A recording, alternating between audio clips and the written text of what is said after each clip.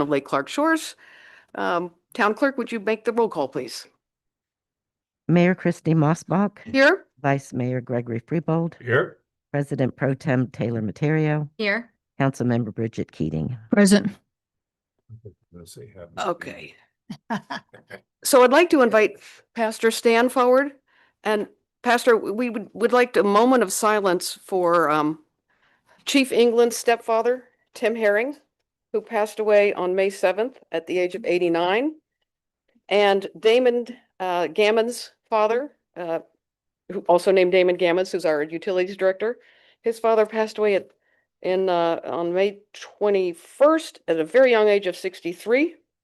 And Commissioner David Hutchins, who was in the town of Ocean Ridge, he was 78. And we'd also like to include Christina Daughtry in our prayers, who is in the hospital right now with a head injury. Let's take a moment of silence for their memories.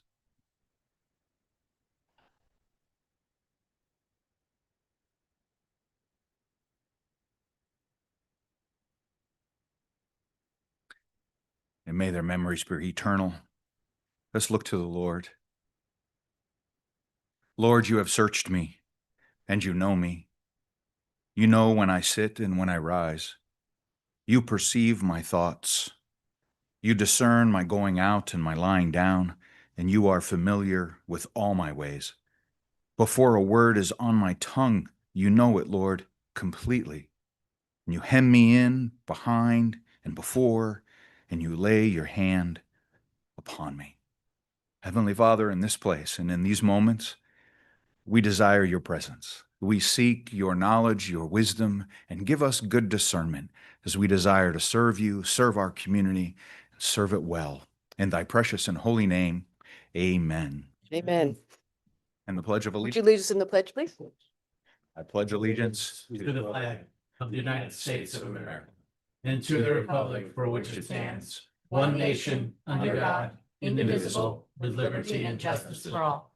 Madam Mayor, thank you. Thank you, Pastor Stan. Thank you. All right, do we have any public comments? Thank you. Oh, Ben Lobello.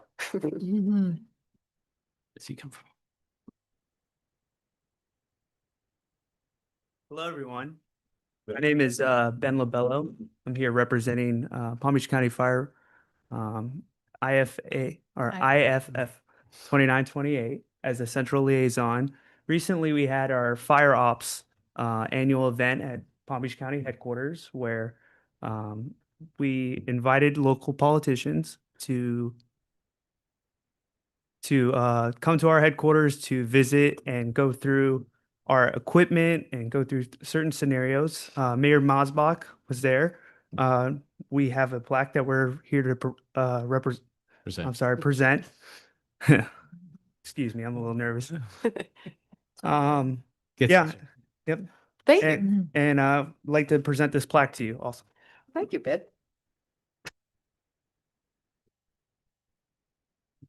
You guys want to take a picture with her?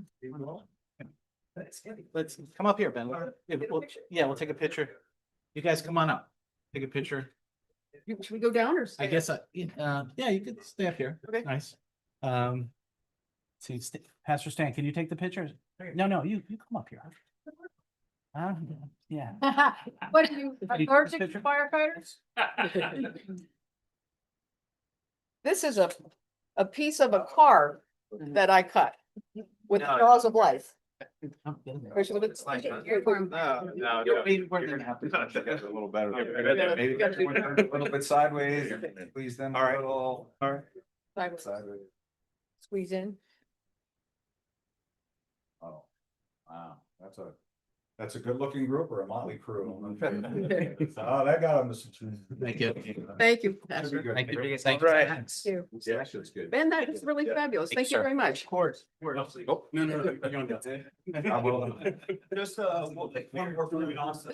Just, This is a picture of me using the jaws of life, cutting open a car, and here's the piece that I cut.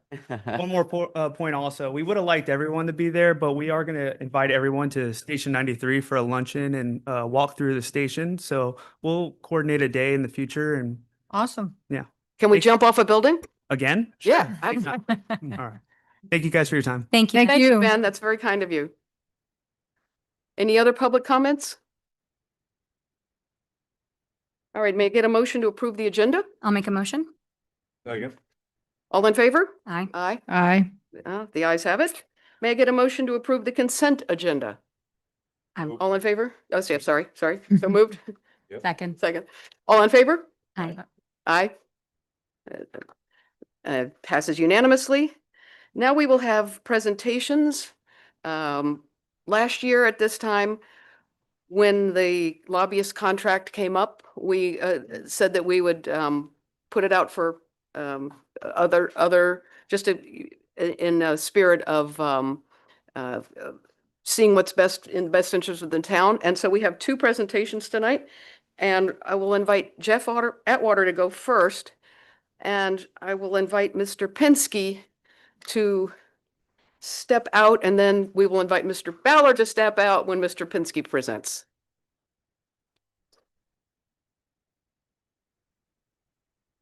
Were we gonna do them in the conference room? Wasn't he gonna? No, we're gonna put him in the conference room. Yuli's gonna take him.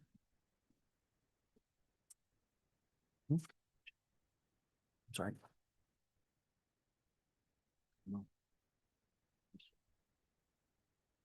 Please. And Madam Mayor, council members, staff, and residents, it is a real pleasure for Ballard Partners to visit with you tonight on this topic.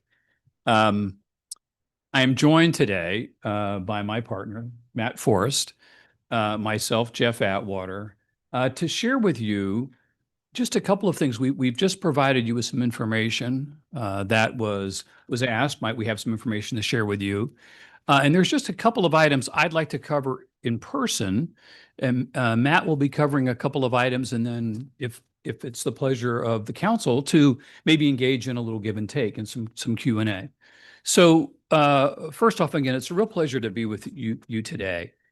Matt and I are both Palm Beach County residents, certainly familiar with this community, the relationships of the partners that you're working with on a day-to-day basis, be it the county being the Lake Worth Drainage District, South Florida Water Management. We have deep familiarity with this community. A brief history. Again, there is a deeper history in your package, so I'll just be brief on this.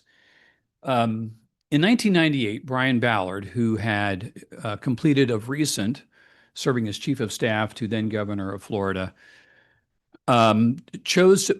Martinez chose to establish a advocacy firm in Tallahassee, and he did that with himself and one other assistant. Now, across the 28 years that would follow, there are now 8 offices across Florida for Ballard Partners: Miami, Fort Lauderdale, Fort Myers, Sarasota, Tampa, Jacksonville, as well as the original office in Tallahassee. There is now a significant presence of the firm in Washington, D.C., as well as a couple other state capitals around the country and some of our larger metropolitan communities around the country, as well as an international presence. But the energy, the effort, and certainly the dedication of resources remains here in Florida. So there are now 30 professional advocates, partners such as Matt and myself, serving across Florida as well as in Tallahassee. And that's really, I think, the secret to our success. What I'd like to touch on, so again, that is deeper, is in your package on that information and about us. Secondly, I'd like to just touch on the mindset and the process to which we bring to the service of our clients, particularly those in the municipal communities. We are committed to outcomes. We are committed to successes on behalf of the client. We work at the direction of the client, and we accept responsibility for the privilege of working with that client. So we are, as I've mentioned, relentless. We are 24/7. The process of serving clients, particularly in the Tallahassee realm, is not a Monday through Friday, 9 to 5. The work might be done on weekends. It might be done late into the night. It might be on holidays. It might be on a moment's notice. And we want you to know that that is our engagement. We are there on your behalf. And how that works is often an initiation of a relationship would begin in the fall. Not always, it certainly can be sooner, but often as municipalities are going through their budget process, developing their strategic initiatives for the next 3 to 5 years, operationally as well as capital infrastructure, they're beginning to lay out that plan and the sequence of events that will occur to get to the 3 and the 5 years. Maybe water infrastructure, might be public safety, might be transportation, whatever it might be. But we engage when you call for that engagement, but it most often might happen if the fiscal year might begin in the fall, in October, we'd be ready. But we would immediately sit with you and gain the benefit of your thinking as to that strategic direction. We would go from that to offering our input as to what we're aware of in that process. If, for instance, the preference is we're looking for some specific funding assistance in transportation, water resources, drainage, natural resource preservation, whatever it might be, and we would take that and spend our time with you. Where is the governor's office in this? Is there a preference of a speaker or a presiding officer and the president of the Senate? And offer what we believe is the best opportunity for success in prioritizing what might be your priorities. It is absolutely preferred that there may be a pursuit of initiatives across budget disciplines, something in transportation, something in water management, something in natural resources, possibly something in recreation or cultural arts, whatever it might be, so that we may work with a variety of players to assist you. From that, we would work with you on developing the strategy as to which of our legislative members of our delegation might be best to carry that idea for. Are they passionate about that? Do they have relationships on those committees? Establish those partnerships, develop the specific language, the narrative, the case for the initiative that you're really seeking support on, the convincing case, and be sure all of that gets filed timely. If not, there's already a setback. But getting that into the process with the right players and the right narrative, and then working that on your behalf. And I think that anybody who would stand before you would be honest in saying that that is, again, a 24/7 effort to think about how we will begin to tell the story of this important initiative or initiatives to members of the legislature, those passionate about it. That subcommittee chair that will ultimately bless it on to a committee chair. The committee chair's understanding of it, their staff understanding of it. On to the presiding officers, the providing officers, staff, the executive branch, the state agencies that may weigh in prematurely because they misunderstand something. All of that is taking place, hands-on. Ultimately, we are working it through that process to be sure that both the House and the Senate line up. If it's one, we're working the other to embrace the idea and accept it from the other chamber.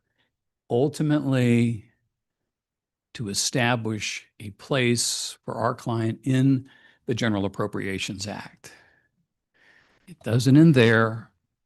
It's then on to working with you to be sure we have the case, the consequences, in broader community support to convince the governor's office and the governor personally that this is something that should be embraced.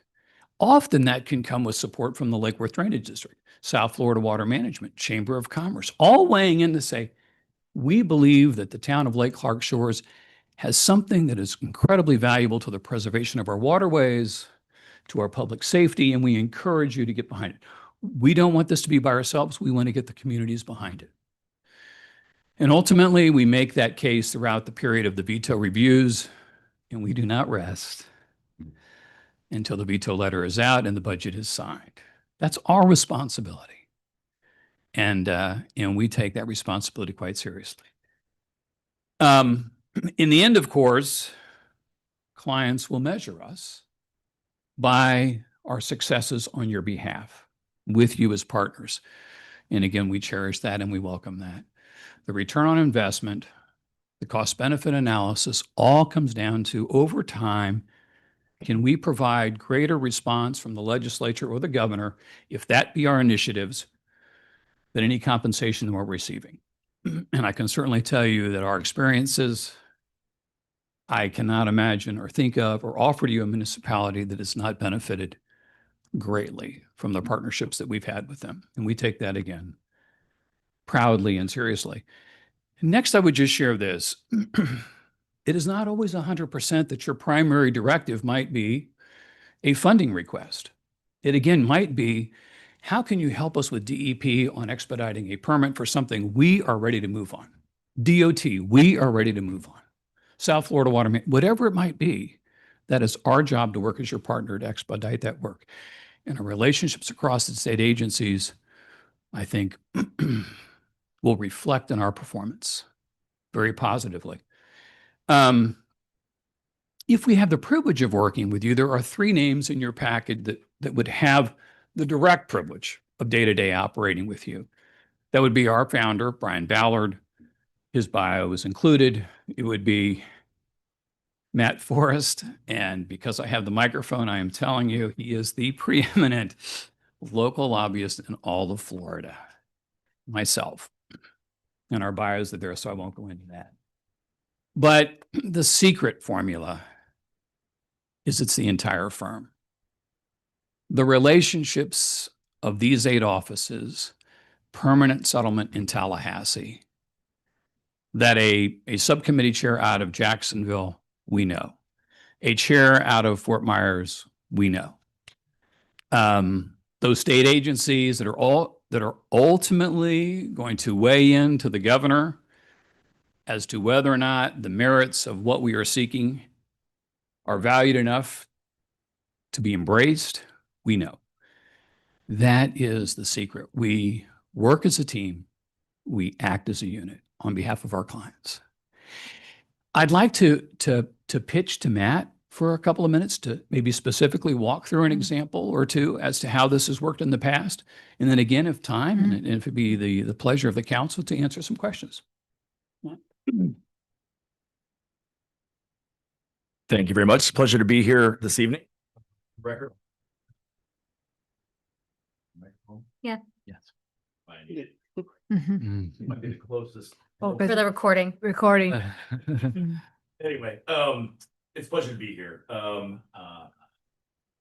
West Palm Beach office in Valor Partners is a special place. This was the first office that Brian opened outside of Tallahassee. Brian grew up in Delray Beach. He always knew the expansion was key to the firm and decided the very first place should obviously be his hometown. Because of that, we have a large presence here. We have a large local government practice here. We have a large list of clients here. And I'm happy to say I live here, South End, West Palm Beach. This might be the shortest post evening meeting I've had the pleasure of driving to. With that said, one of the reasons I was also the first hire, I think, is because of my experience in local governments. And as a lobbyist now that does state and federal lobbying, that lives in West Palm Beach, I get asked all the time, well, what do you lobby in? And I represent a variety of clients, tourism, gaming, healthcare, a variety. The local government is kind of what it comes down to as a core. I represent a lot of local governments, and it's because that's where I came from. I came up in the city of West Palm Beach. I worked from 96 to 2006. Nancy Graham hired me right out of college. I had hair on the top of my head, and that's where I learned what I know about local government. Brian hired me in 2007. I've been the local lobbyist in West Palm Beach, trekking to Tallahassee and DC ever since. With that said, I think it's important to stress that because we are a large firm and have done this presence statewide, we are very selective, especially at the local governments that we like to work with. I would not be driving across the state to have this type of meeting with the local government of your size over in another area. But because we know who you are, because you literally are in my backyard and just down the road for Jeff, we know Lake Clark Shores, we know what happens here. I know, for example, you have arguably the best shaded park just on the other side of this building, because that's where I used to bring my toddler for the best shaded swings in all of the south end of West Palm and Palm Beach County. So we know your area, and that makes it easier for us to do our job. When you call me in Tallahassee and say, hey, we got flooding in this area, I know exactly what you're talking about. When you say our issues are, traffic or the construction on Forest Hill, I know exactly what you're talking about. That makes my job easier, which is why I don't look for local governments in areas where I go, give me a map. Let me explain to me exactly what we're talking about here. So that's one of the big reasons we're here to even talk with Lake Clark Shores here today. Also, I'll give you the experience that I've generated for years representing local governments. I do think you're wise to have representation in Tallahassee. I really do. Whether it's us or another firm or wherever it may be, I really do think it's important for local governments to have a voice up there, especially a town that's unique like Lake Clark Shores. You guys there's not a lot of towns out there like yourselves. I think it's important to have representation up there for kind of two reasons. One, you have your voice on issues. The League of Cities is fantastic, but what is a priority to them may not necessarily be a priority to you. What's a priority to the Palm Beach County League of Cities may be different from you. I represent, again, a handful of cities. What's important to the town of Palm Beach is very different than what's important to Palm Beach Cardinals. And the same with your trail, which is why it's important to have that voice in that choir.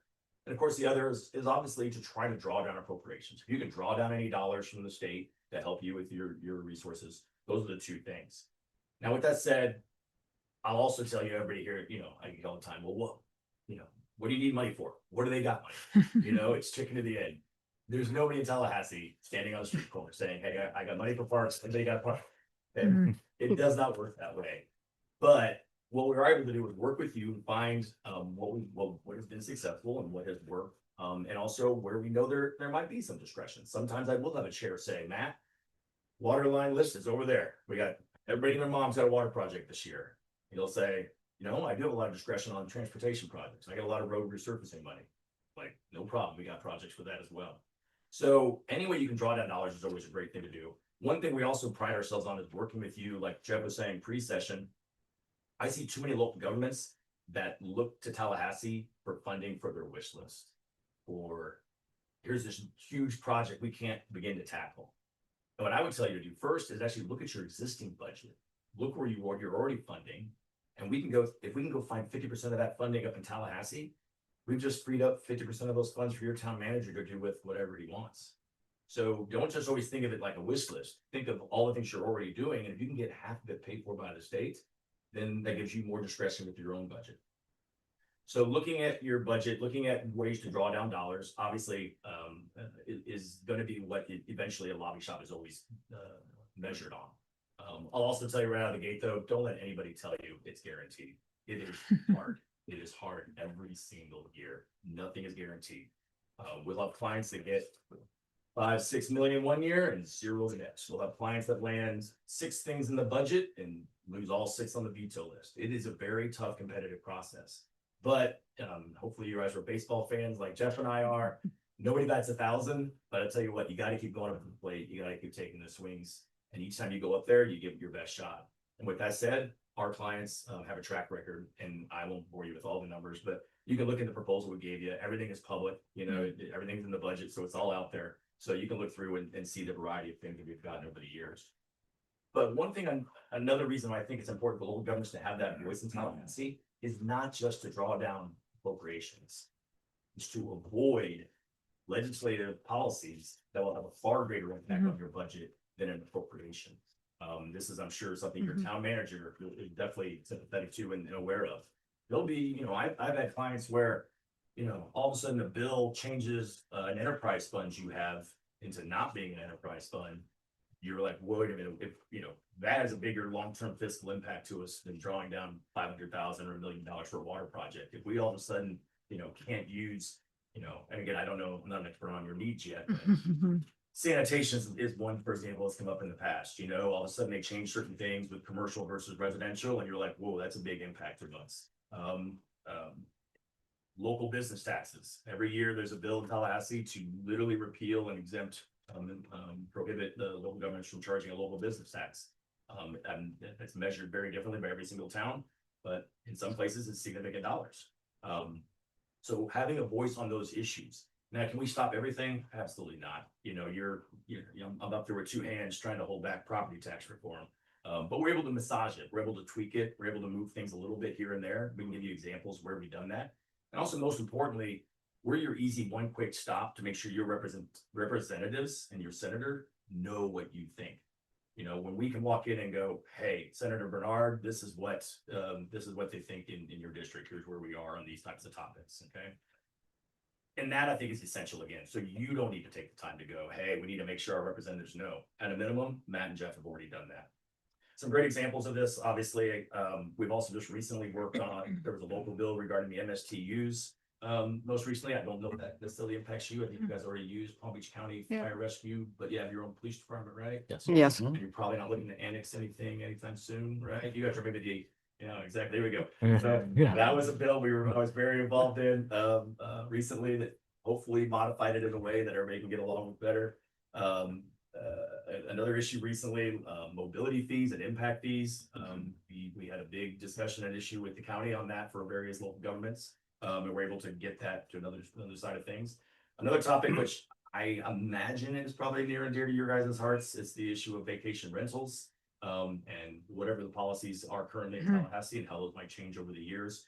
These are various things that can go on. And as a guy that's represented local governments for 19 years, I could stay up here all night and give you horror stories and war stories of issues one way or the other. Ones we've won and ones we've lost. But at the end of the day, I do think it's really important for a town as unique as Lake Clark Shores is to maintain a presence, not only in Tallahassee, but also a voice within the county to make sure that you're not seen as not one of the areas that's not engaged. You have representation and you have a seat at the table. And with that, I'll pause and answer any questions with you and Jeff. I have two quick questions, and this business that you're in is all about relationships. And I know Jeff was president of the Senate at one point, but how strong are your relationships with the incoming chairman and the likely next governor? Because I know one thing that Jeff mentioned to me that really rang true for me was he said that your job is not just to get it in the budget, but to get the governor to sign it. And we've had things, get in the budget and then don't make it through. So I know it's all about relationships. Can you talk just half a minute about your relationships? Absolutely. So when I started lobbying, Jeff was one of the guys I lobbied. Now we work together. He hooked him. He hooked him. You're absolutely right, Mayor. But because of the way term limits work in Florida, you have to constantly be working on the next generation of relationships. And so, yes, I mean, to be blunt, if you want to call the incoming Senate President, Jim Boyd, we could call him right now. He'd take either one of our calls. If we want to call the incoming Speaker of the House, Sam Garrison, again, he would take either one of our calls. In fact, I'll see him next week.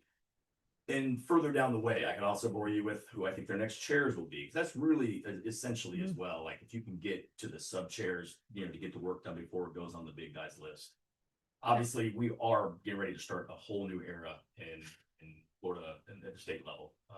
After this November election, there'll be a new Senate President, new Speaker of the House, all new chairs underneath them, a new governor, possibly other new cabinet members. There are incumbents running, but let's face it, the entire cabinet is up for re-election. But for sure, we know about a new governor. Yes, are we friends with the current leaders? Yes, we are. Good. I'll also, it's not widely known or thought, and some people would say they're not, but we are definitely bipartisan. Obviously, Brian Ballard is a staunch conservative and a big Republican. Obviously, Jeff Atwater is an elected Republican official, former CFO for the state. Numerous people in the firm come from Democratic backgrounds, Democratic administrations. I worked for a Democratic mayor, a Republican mayor, then a Democratic mayor. And now I'm NPA and somehow I'm on both lists. So I also think, even though obviously there are still more registered Republicans in the state, and then the chances of Tallahassee flipping one way or the other, I would also say, we're in business, not politics, and the relationships are there no matter what happens. Jeff, could you give us an example of a recent success story, like somebody that's just changed from one firm to your firm, and any examples there? I can, Mayor, but let me preface that with the invitation to be here tonight is really enthusiastically embraced by us. when I talked to the town manager, my first question was, is there a contract established for the coming year? The last thing, Matt and I would have come, there was a relationship in place. We have respect for everybody in this process. We know how hard we work and we know how hard it works. We would not be in the business to try to steal or take anyone's business. But yeah, we have tremendous regard for everybody. There are times when a community might decide for whatever reason that it would like to explore a change or make a change. This past session, contracts had run their course for the town of Jupiter, and we were invited in to assist the town of Jupiter. And again, I think, one, we have great familiarity with the community and great familiarity with matters, again, in this community as to the importance of our natural resources, water management, drainage issues. And so we embraced and sat with them quickly. They had 8 priorities that they wished for us to take forward. We helped massage those. They moved across, again, budget disciplines from natural resources to public safety, transportation. And as of this moment, you won't see that in the package because, you know, we do not want to jinx it.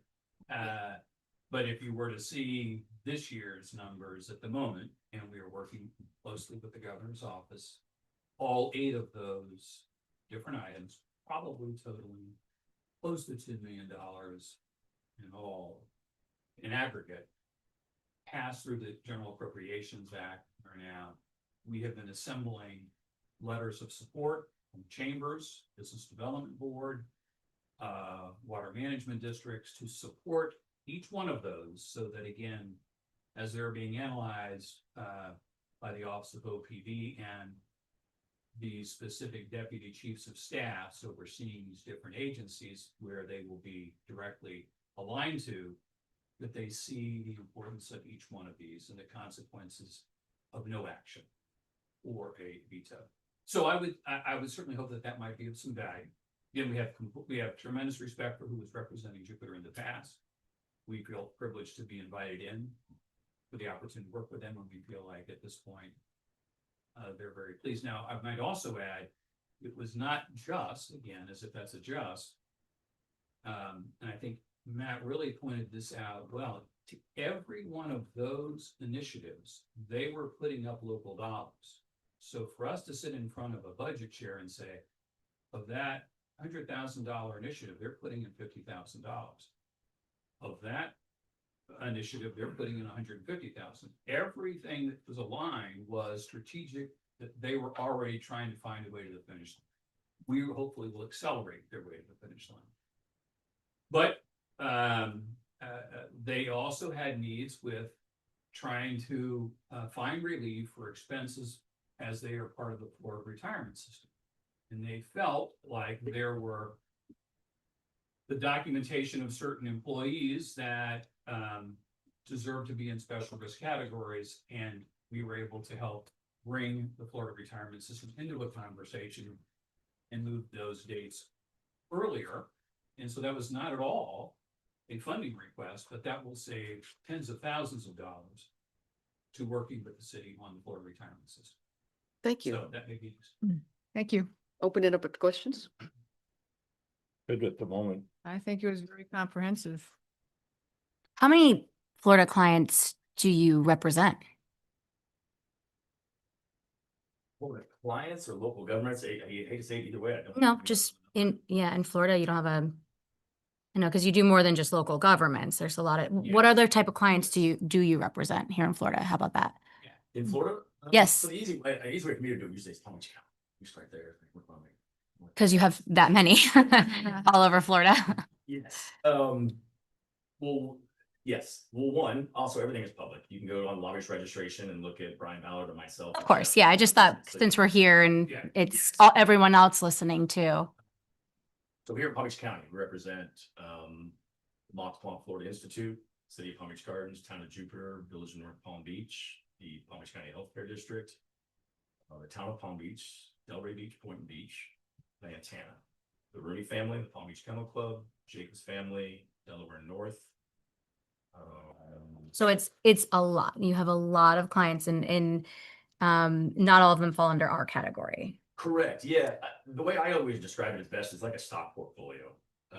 Yes, there is a slice of local government, but we have larger slices of for-profit. We have large slice of nonprofits. How can I forget this? We represent the Cox Science Center, the YMCA of the Palm Beaches, the Hab Center of Boca Raton. This list that you put on here, did you choose them specifically because they were the successes, or why were they selected to show us? Yeah. That's just everything we got in the budget. That year. So it's 27 for 2025, 2026, correct? Correct. Okay. But that was, it was not a pick and choose. Those would be for both of those years, local municipal clients Mhm. that we have served here Right. in other places, not just here in Palm Beach County, but in some other places. So it wasn't meant to be a pick and choose. In fact, we could certainly give you specifically of each year. No, I was just curious, like, you guys touched on this a little bit, but of the 27 that you represented here, how many other clients maybe didn't get success in the last year? So you were telling me, there's so many clients in Florida, you can't name them. So many clients in Palm Beach County, it would be hard for you to go through them all. So I was looking at this list of successes. Was just a sample, or was this your funding successes that you were able to get through? Because as we know, you can be the most brilliant lobbyist in the universe, but if someone doesn't sign, and even with great relationships, you're not going to force their pen. So I was just trying to get a sense of how many of the clients maybe weren't so happy with this last cycle. Great question, and would be harder to do. We could probably figure it out for you. But one, I would also tell you a vast percentage of our clients are not seeking appropriations. Right. Appropriation work is kind of a set silo for what they do. I would say almost all of our for-profit clients have legislative and regulatory issues that are much more. Yeah, I understand. So not every client is trying to get things in the budget. I do have some, I used to keep track of some stats. So if you're really dying to know, I could probably go figure out. I always look at it like, It's okay. I'm not trying to put you on the spot. No. I just was curious. I know. Just for, especially the people, not to interrupt you, Matt, but just for the people who are listening, are going to watch this as a recording to understand, they're not going to get to see what you might email to us after. So I just thought that might be Well, I can tell you an interesting question to explore. off the top of my head. All the clients in Palm Beach County, I hate to make this, but I'm not sure. All of our clients in Palm Beach County that had an appropriation request or more are in the budget right now. Now, This is helpful. Thank you. So we'll put some out, but all of our local governments we represent have at least one or more projects in the budget. Cox Science Center is in the budget, YMCA is in the budget. The healthcare district of Palm Beach County has $3 million for a helicopter in the budget. I don't know that. You're speaking her language. I actually ran. Now we're going to be watching. I actually ran into. Cut the mic on that one. How ironic.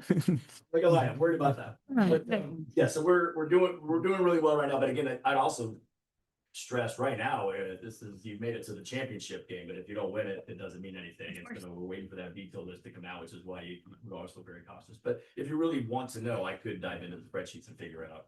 It's okay. But I appreciate you exploring it with me. I have one last question. When we talked about having presentations last time, we had mentioned numbers, because at the end of the day, if you can't provide your services for something that makes sense to our budget, why are we exploring it? Was that part of the presentation in any capacity, or were you going to discuss that with us at all? No. It's not in the proposal. Yeah, please.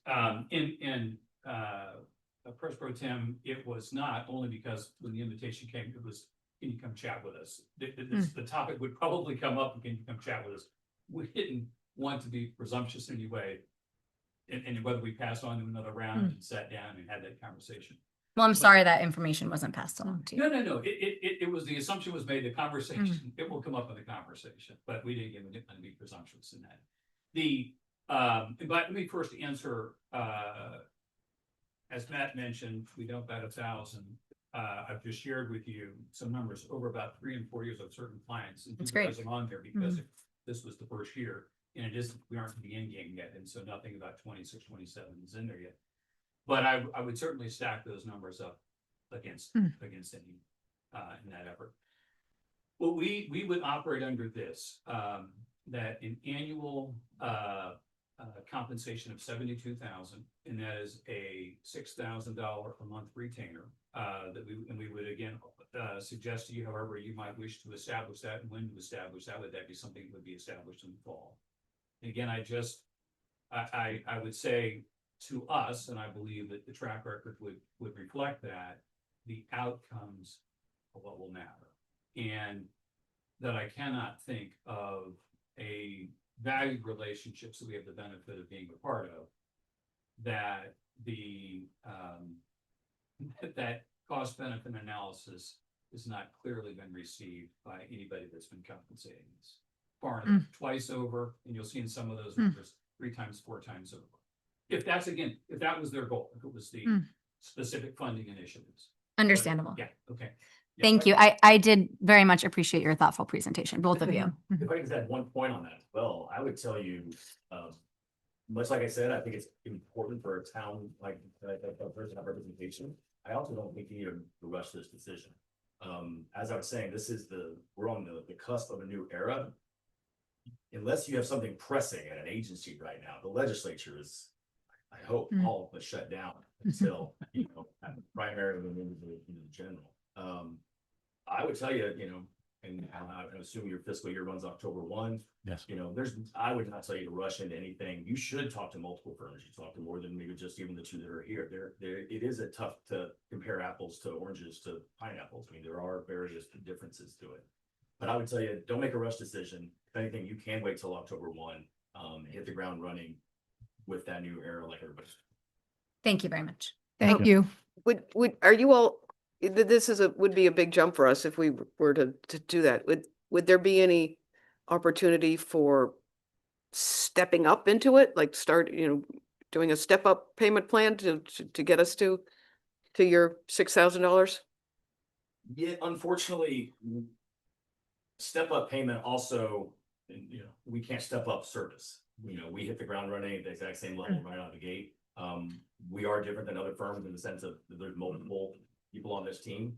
And also, this is all public. It's very hard for me to go explain to other local government clients. Understandable. why they're- Understandable. Not ramping up yet. Give us 3 more months. Thank you, gentlemen. Thank you. Do we Thank you. want them to hang around in case we have any questions after we speak to Richard? If we do, can we give them a seat or something? Because standing outside like that is like borderline disrespectful. It is so hot out there. Do we want to invite them back in after hearing from Richard Pinsky, or I would do we have bring any them back another time. questions? I would bring them back. Yeah, I another would. time. There you go. Are you good? Yeah. Okay. I think- All right. I'm. All right. We thank you so much for coming. Thank We you, we gentlemen. learned a lot from you, and Thank we'll you. Nice seeing you. we'll discuss it. Thank you. So that was. All right, take care. Don't need to wait around. No. No need to wait around. Thank you Thank very you. much. Thank you. Appreciate it, Matt. Thank you, Thank you. Jeff. Take care. Nice short drive home. Remember that. No, I think just need to digest all this. This and that. Is somebody letting Richard know? Digest. Yes. Thank you. I mean, this is marvelous presentation. And I agree with him about these should be the only 2. Well, they threw you under the bus. I know.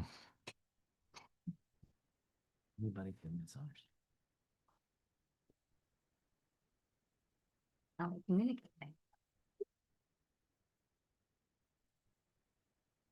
Thank you for cutting to the chase, Taylor.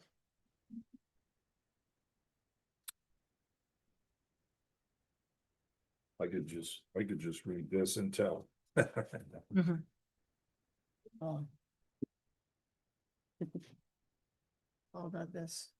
I think they've got the. Would Richard take a nap? I think he was trying to get some air in his car at some point because poor man's been standing out there for an hour. He wasn't in an office? No, We offered him the office. I wanted to stand Okay. outside. You need a shower? Come on. Yeah, Come on in. Thank you for waiting, Richard.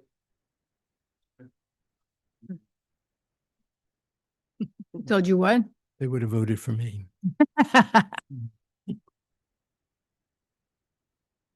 Mayor, Vice Mayor, Manager Charlie, Commissioners. Thank you.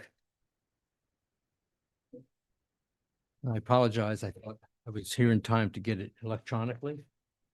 So the residents, So we're gonna share. anybody else could watch. But I don't even know. apparently a disc is not what it used to be. Mayor, Commissioners, Richard Pinsky, on behalf of Pinsky and Associates, and thank you so much for inviting me to present this evening. Pinsky and Associates is your current provider of governmental affairs consulting services. I personally have been with the town for a number of years, since before COVID, 2017, I think. And at that time it was under Ackerman, and now it's under Pinsky and Associates. For the sake of those listening to this, could you put the mic a little closer to your mouth? Closer, I just we got- pushed it away. We got people watching at home. Gotcha. Okay, so enough about me, and I think the best way to determine how to move forward on behalf of the town is to find out how I would approach going forward and what I may offer to the town in suggestions. It follows the theme of what I've always done with the town is not just sit on the bench and wait to be told or asked to do something. I like to get engaged and be part of the decision-making and the strategy. So again, I apologize to the folks at home, but before we talk about how we're going to approach going forward, there are clearly budget challenges that we're facing, and it's the obvious, it's the elephant in the room. And part of that is who's going to be representing us in Tallahassee and what about local government. So the first page you have in the presentation is, of course, just to remind everyone of the dates. The primary election is August 18th. The general election is November 3rd. And then as soon as that general election is over, we all go back to Tallahassee again on November 17th for the organizational session.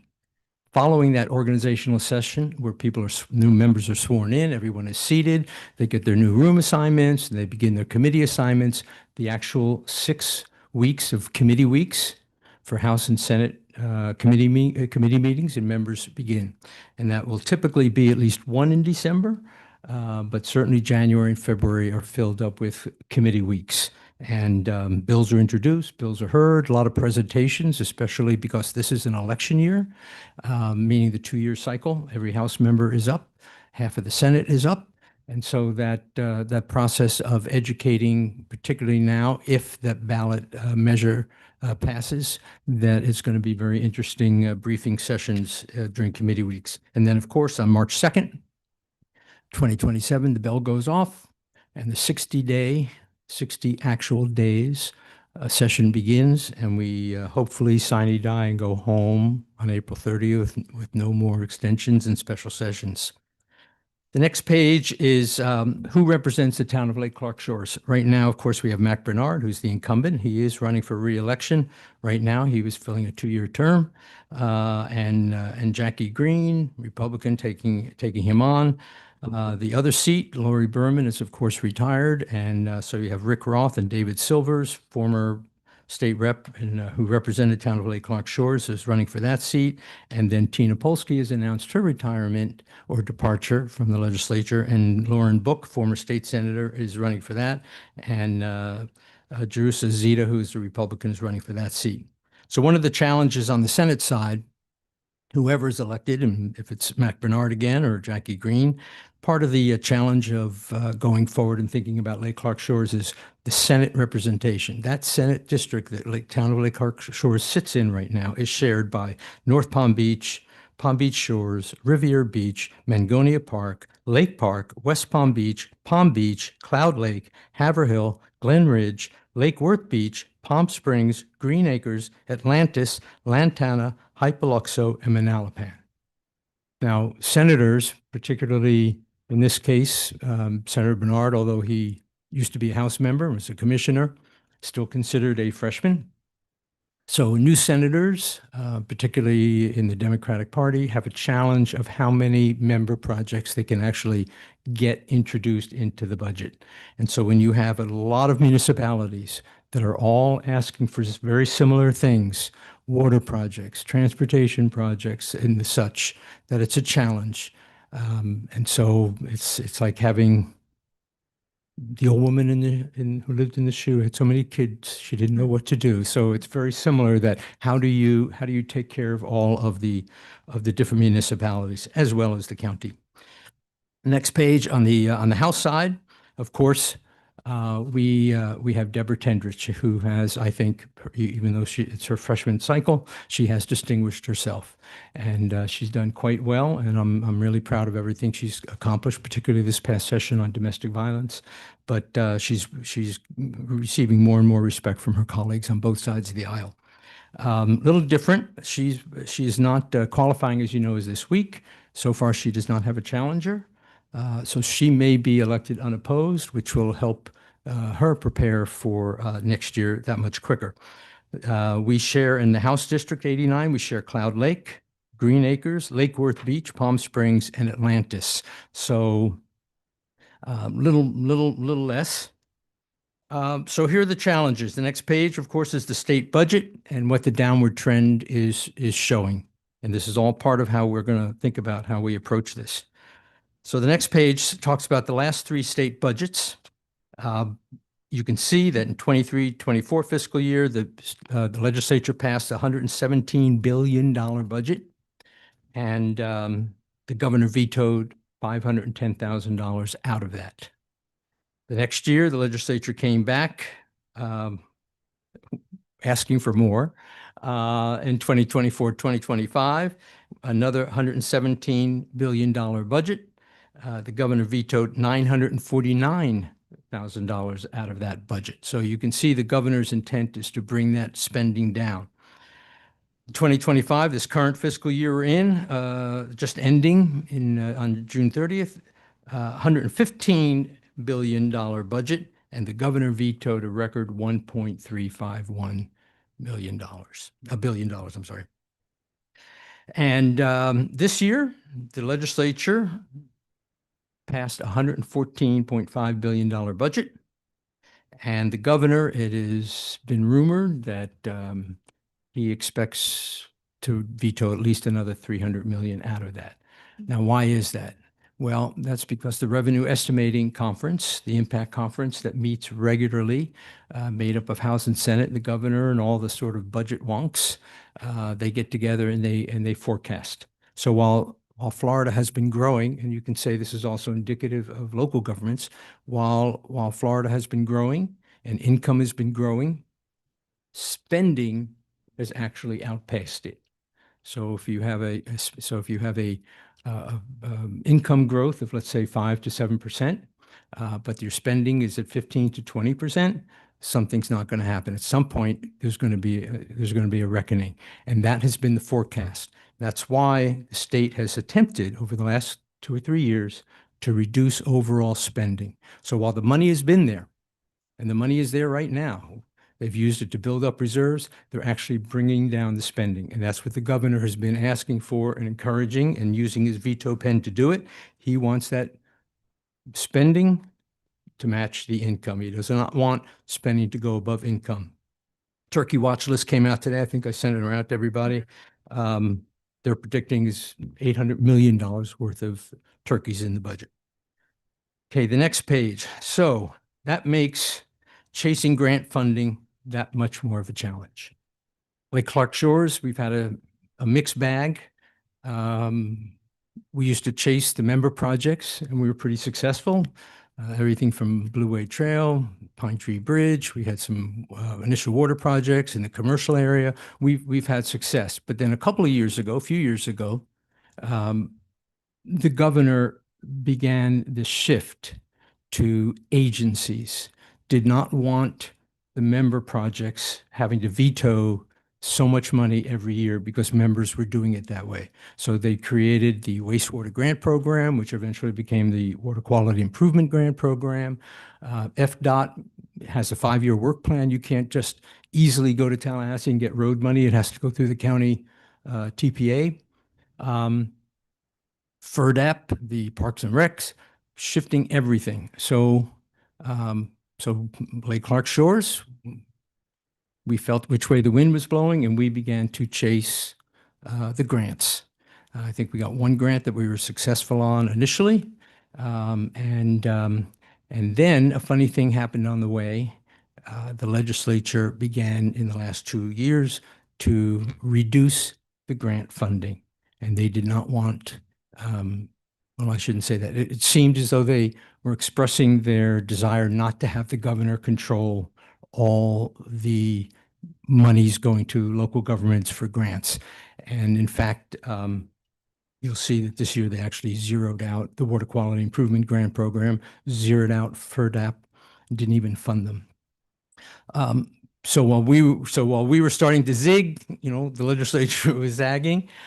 We also were at the wrong end of some information from FDEP, as were all the South Florida, Dade, Broward, and Palm Beach counties that were told, work the grant process. And then I think it was 2 or 3 years ago, everyone was rejected because we didn't have a BMAP. Lake Clark Shores went through the effort. We couldn't be our own BMAP, so we created a RAP, an alternative process. And then they decided they were going to fund the Springs up in North Florida. So I mean, as soon as you're chasing that gold, and it's very elusive, it's like mercury through your fingers. And those are the rules of the game that keeps changing. So the future is uncertain. We don't know whether we're going to be shifting to grants. We're going to have a new governor coming in. Is this governor going to be beefing up the agencies? The legislature going to go with it? It's uncertain right now. We need to be prepared for it. So the next page, and we talked about what I just mentioned, the water, parks, and transportation, the FERDAP, which typically is $10 to $12 million every year of communities that apply. I think Lake Clark Shores applied this past year and we all agreed that was the best thing to do. And we were approved pending funding by the legislature. Well, the legislature zeroed out that line item, didn't even put it in the budget. And then likewise with the Water Quality Improvement Grant, zeroed it out. And so our opportunity to live off of the grant was taken away from us. We didn't have any transportation requests for this fiscal year, but we have been successful with the Pine Tree Bridge in the past. Okay, moving on. The November ballot. What if? Preparing is rethinking. And I want to emphasize that. We're going to have to start rethinking how we approach our partners in local government in Palm Beach County. We already know what's going to happen with the legislature as far as the ground shifting and the budget being reduced. What we don't know is how the legislature is going to treat cities and counties that come to Tallahassee to say that property tax passed. And again, this is all predicated on the fact that if it does pass this, which we have to be prepared for. But think about 450 municipalities in the state of Florida, 67 counties, all going to Tallahassee and saying, you're killing us with that property tax exemption. You have to now fill the gap. That's going to be a challenge. And so just being able to rely on Tallahassee to say, okay, the property tax exemption passes, we're all being shortchanged, the legislature now is going to do it. No, the trend is going downward with spending in the legislature. That is not a place that I would be recommending we turn to for our panacea. So let's quickly just run through this, and I know I don't want to make this too long, but so the next page is the property exemption potential impact to Lake Clark Shores.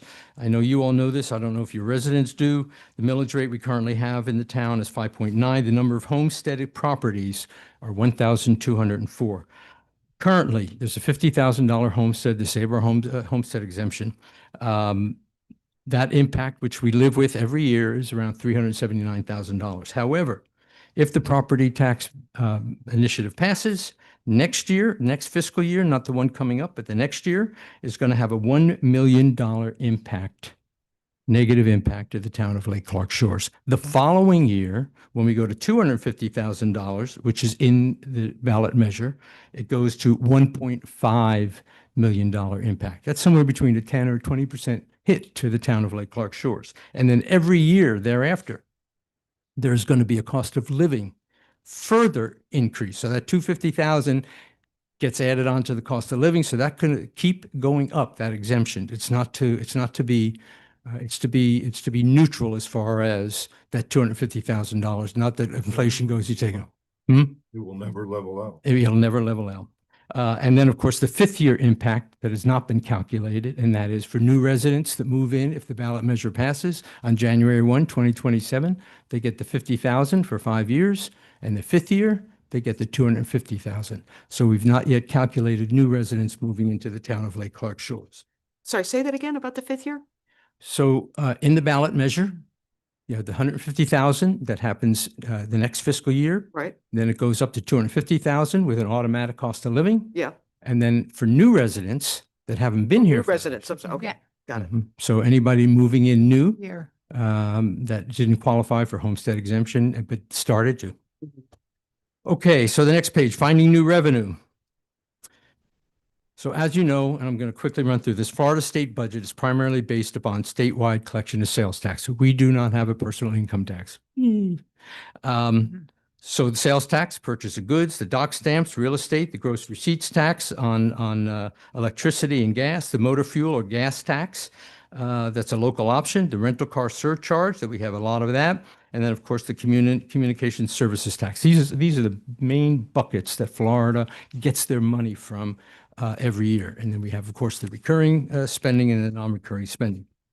On the county level, which is where I'd like us to focus for the moment, and this is perhaps bringing up some, the county won't like this because it brings up some old wounds, but finding new revenue at the county and city budgets. City and county budgets are primarily based upon local property taxes and fees for local services. So this is one area that I'm sure local government's going to start looking at.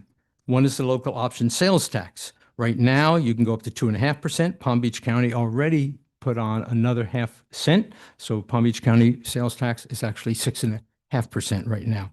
The franchise fees on utility providers such as SP&L. So if SP&L or AT&T run lines in your town, you actually get to assess them and get money from based on how much revenue they make off of running providing those services. Local option fuel taxes. This is an area that I definitely suggest the 37 municipalities in Palm Beach County rise up. I hope nobody from the county is listening, but that has never been a fair distribution from day one. It had a 20-year life. So last year is when they reevaluated, and I don't think they adjusted it maybe a tenth, but they really didn't. But this is going to hit the county. The property tax is going to hit counties too. So the county cannot be, us for no more. They're going to have to figure out. And so this local option gas tax is a great way to start leveling off how communities can share that revenue with the county and all municipalities, particularly those east of I-95. Not take anything away from Wellington and the growth out west. The tourist development bed tax, same thing. These are areas that even though we don't have, hotel next to our city hall, we are still providing, people come here. I just saw some folks pull up here. They go use the basketball court. People are using Lake Clark, the boat ramp right here. There are services and amenities that we provide that make Palm Beach County that much better of a lifestyle. And of course, we have the solid waste, fire rescue. You have a great police department. By the way, I love the American flags.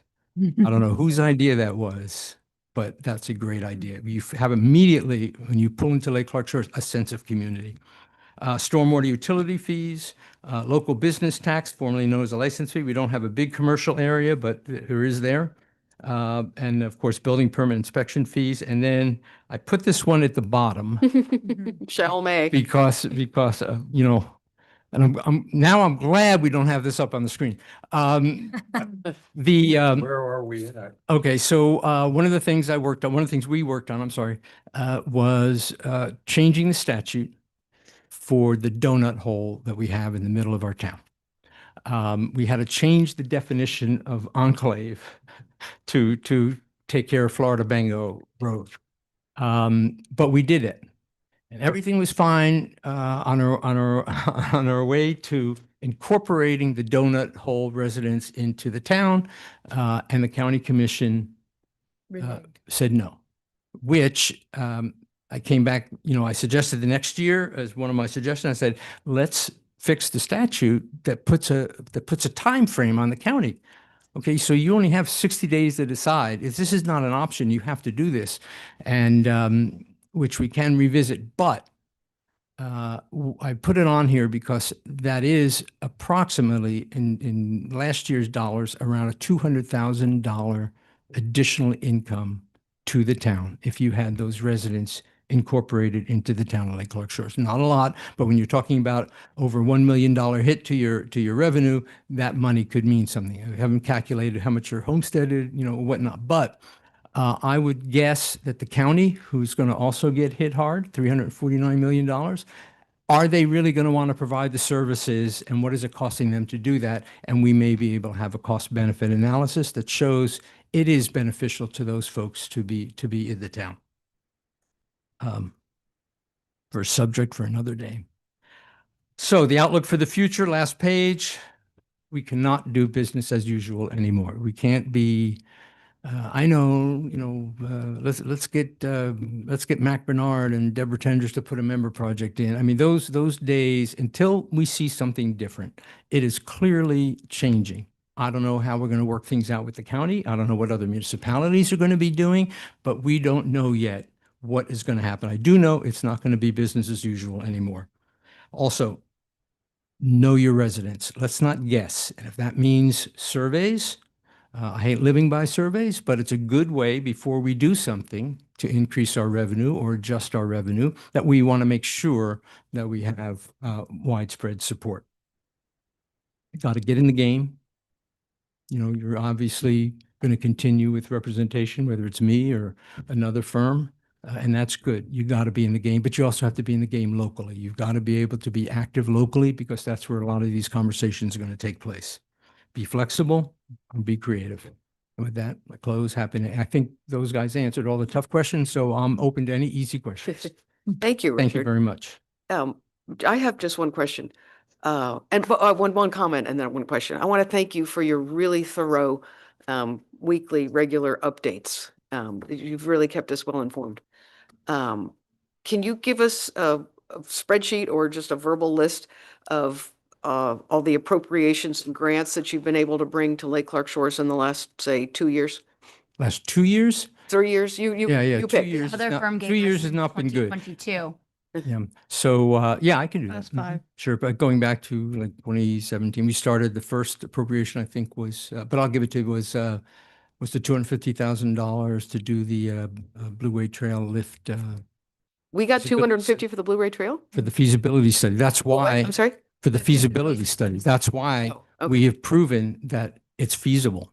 And we have the engineering designs, that money went to all of that. So, And it still is designated a Blue Way Trail. yes, it is. And there's even a website. State designation. Mhm. We went and got that as a state trail And remind us designation. of your retainer fee. Whatever it is, it stays the same, probably too cheap, I'm guessing, but is it three? I know what it is. Is it three? Yes. 3,000. Yeah. All right. Very fair. Did you want to elaborate on? Listen, that I'm question? sorry. I just got done saying you're going to take a $1.5 million hit. I am not going to say, No, we're, just, yeah, you know, okay. we're being creative. We're Yes, thinking ahead. absolutely. No, absolutely. Thank you. I'm sorry, Commissioner We'll Terrio. start Yep. canvassing more. It's a big thing. I already Mhm. do.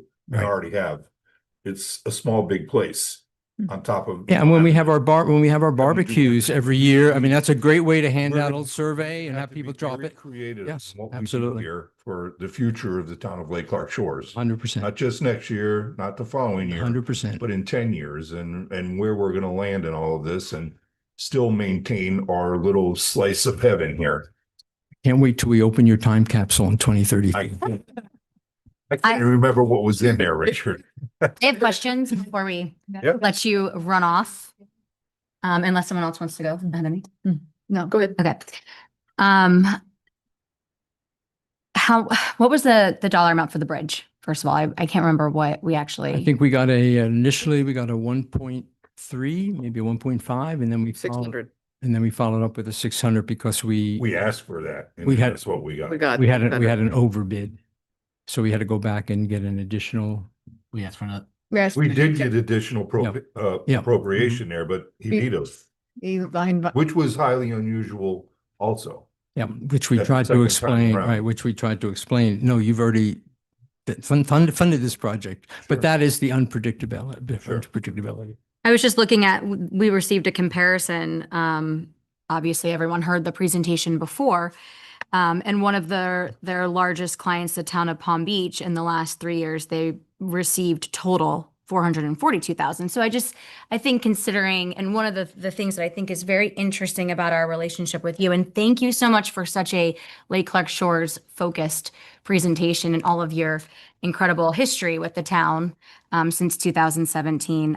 I truly think that's a great thing and a great asset that we have in you as our representation. Just this idea of big versus small, because we got to hear from a big firm who had so many clients they're representing, they couldn't even name them all.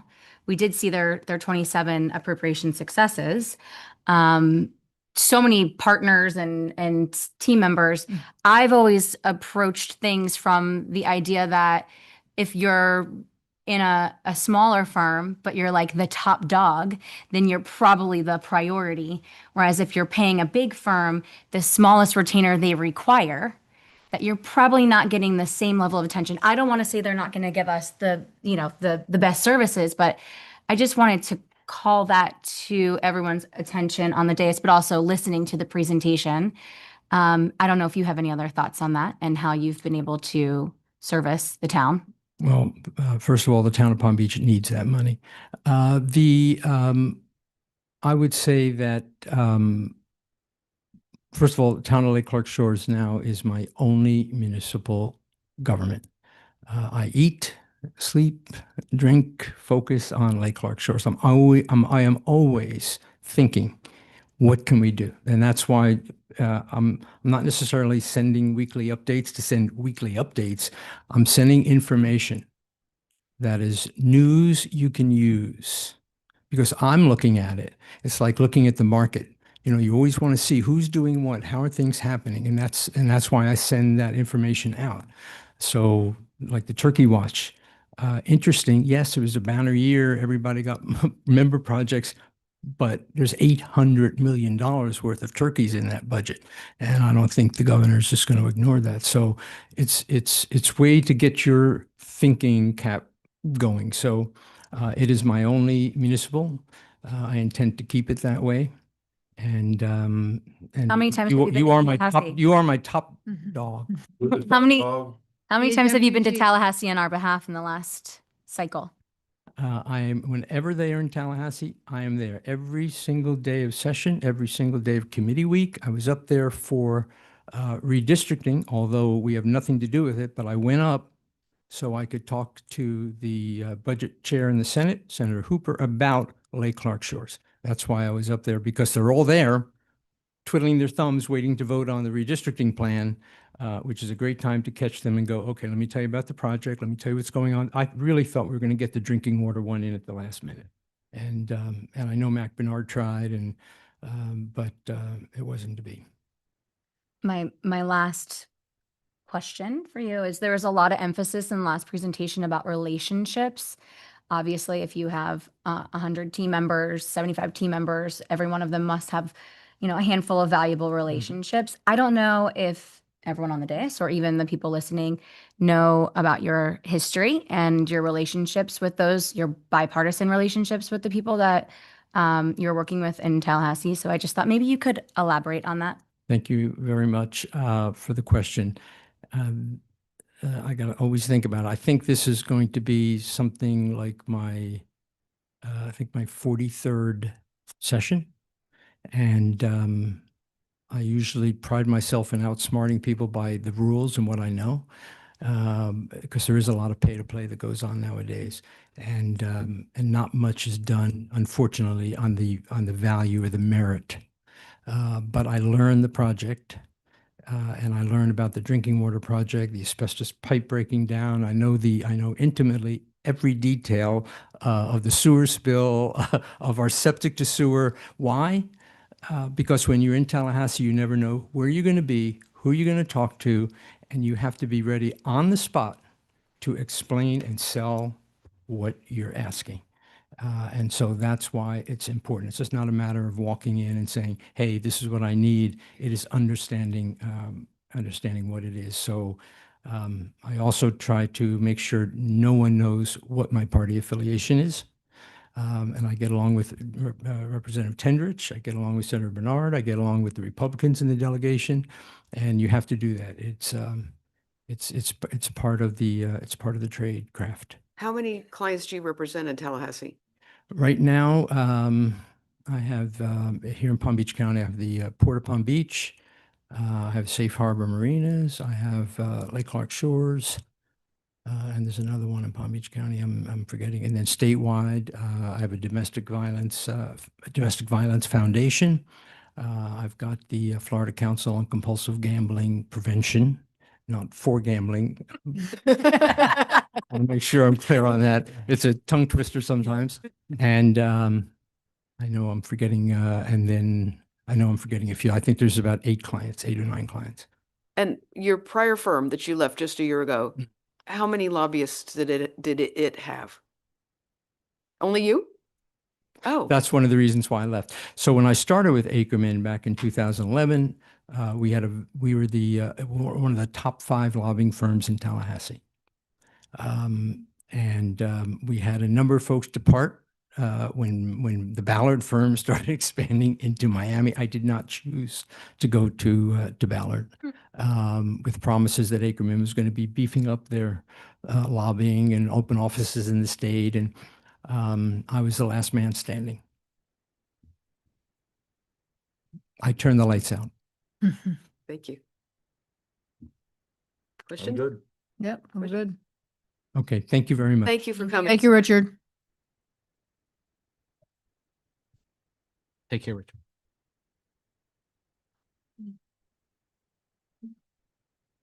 So let's open it up for discussion on what we've just heard. I still think that I enjoyed their presentations. They were very different. I still think that we should explore other opportunities. I don't think these are the only 2 firms in town.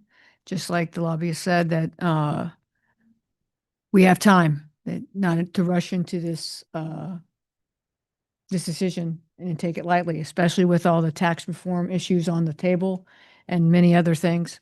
I think we should do our due diligence and do our homework and look at all the firms that might be available. Okay. Greg? I'm still with Richard.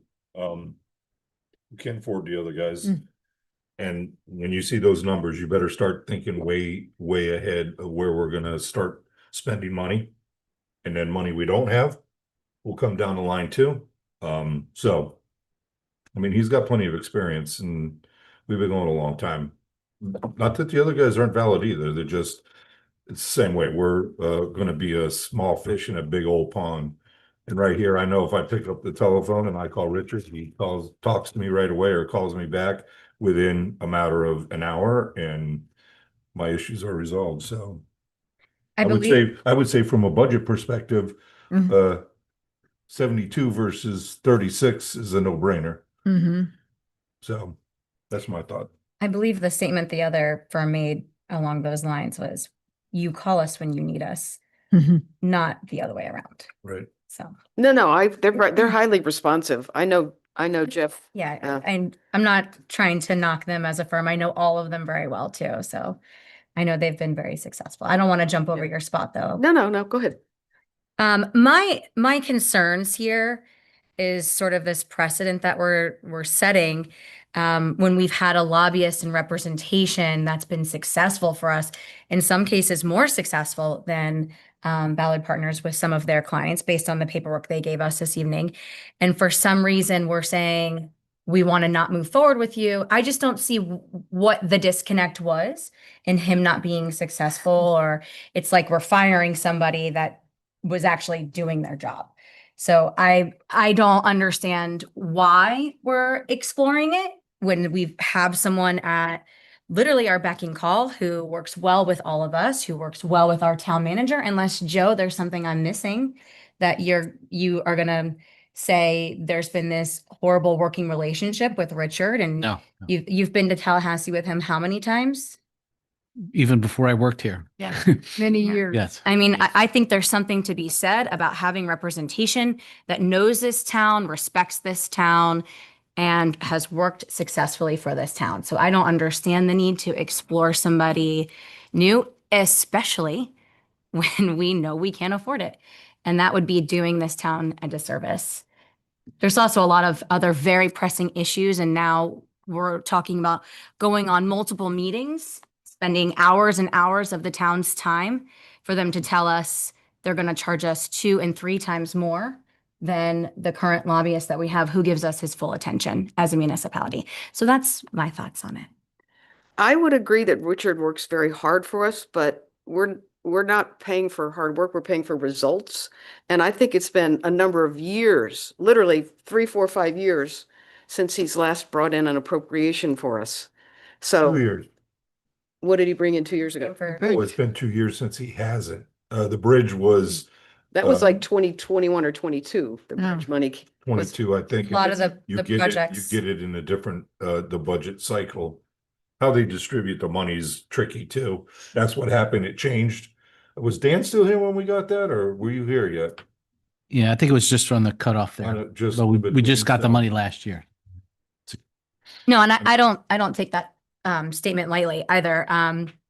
I think we see success differently because one of the big things that Ballard Partners commented on many times was how it's not just because they know they can't secure funding if it's vetoed also.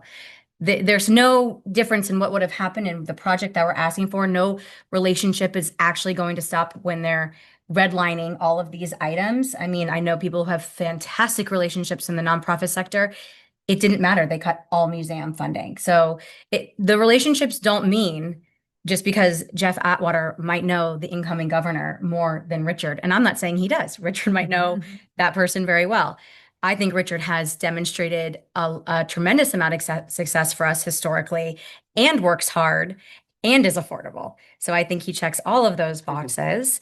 But also Ballard Partners commented many times on when you are in Tallahassee, having a lobbyist up there that's representing you and working on your behalf and building those relationships is still him doing his job and being successful and working on both sides of the aisle is still part of what they do for their clients too. And they did really try and make that point that it's not just about appropriations. So I think it's unfair to measure his successes in only appropriations. Also, I could have asked this and I didn't, but I don't think we've ever asked him to do something else for us. So a lot of the work that they're doing for other municipalities and clients isn't seeking grant funding or appropriations. That is what we specifically asked Richard to do. And this town council dictates what those projects are going to be. We literally sit up here and prioritize them 1, 2, and 3. And then it's his job to try and get them into the budget. Whether those projects are vetoed, which we know that has been the case every time, it won't matter who's offering their services to us. So that might be something we want to reevaluate is how we are dictating to our lobbyists what they should be approaching and working on. I have no problems with Richard personally, but we need, if we're paying $36,000 and not getting any appropriations, or if we're paying $50 or $60 or $70,000 and we're getting $200,000 in appropriations, then it's money well spent. And what really struck me when I had a conversation with him was that he says, my job doesn't end when I get it in the budget. My job is to get the governor to keep it in the budget. But he hasn't done that for many of his clients too. You can see a number of appropriations that were vetoed from his clients. So I mean, I think it's they've got really a great very, language. really a better track record. I know, well, I will say this, and I don't want to hurt feelings. But I checked, I made some calls around to legislators, not just our own, but others, asking about these two firms. And it was universal that Ballard would bring home more money for us. I know that Lake Worth Beach switched away from Pinsky. to another He- firm, He not, did resign from that position. He not- left that no, position he of was, his own. he was fired. If you want to put something on the record right now, I'd be very, very careful about how you do that. Because no, he was not. He was not. So I would be very careful about getting information and then putting it on the record on the dais. Oh, well, my information comes from the council, but anyway, And now they're going to be Okay. held accountable for that too. but their new lobbyist, who was not anybody that we saw today, within a matter of a couple of months had found some appropriations for them, and they were thrilled with the results of a change. I just think we're paying for results, and we haven't had money come home to Lake Clark Shores in quite some time. But if you listen to what he said, Paul, everything's changing. So regardless of whether it was Penske or whether it was Ballard or whether it was another firm, the dynamics of what's going on in Tallahassee isn't changing. So you may spend more money, doesn't mean you're going to get more appropriations, just because Lake Worth was successful. So more money doesn't equal more appropriations, and especially now the way that the dynamics are changing with Tallahassee, regardless of what happens with the referendum. I just think that being fiscally responsible at this point, and I see the value and the experience in Ballard, but I also see the hometown community that we so much love that Richard invests in. As far as knowing these projects, he doesn't just go up there saying we need money for this. I mean, he knows it intimately, and what he said was very, very valid. Right place, right time. You run to somebody, you need to know the dot your I's and cross your T's of that project, or they move on. So I see his value, and he's been, I think, a value for what he's charging us. And I have no issue with moving forward with him, but if the town wants to look at other options, I'm willing to that too. But I see after Mateo, President Mateo, your new title now.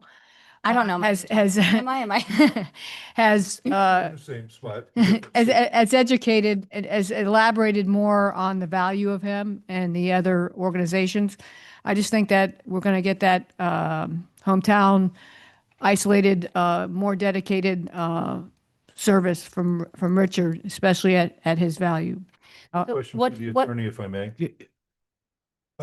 This contract expired at the end of May. We're on a Month-to-month. month-to-month basis. Yes. So, are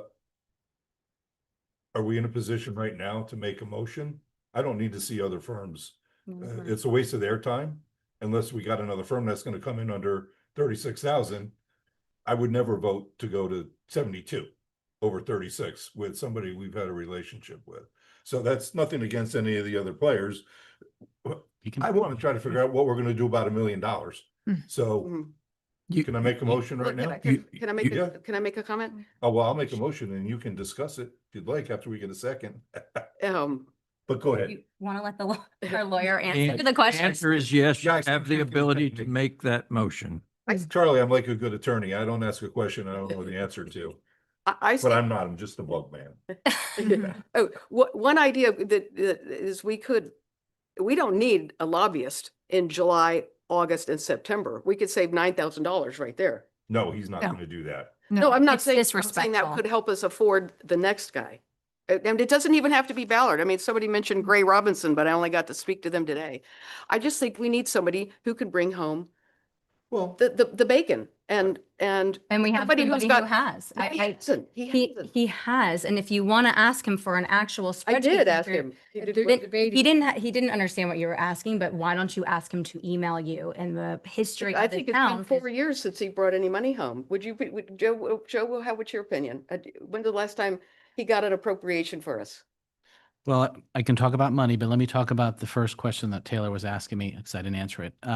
We did ask him to change. We did get a local bill passed that declared that section that we're trying to annex Enclave. into that enclave. The only entities that can declare an enclave is the legislators and the courts.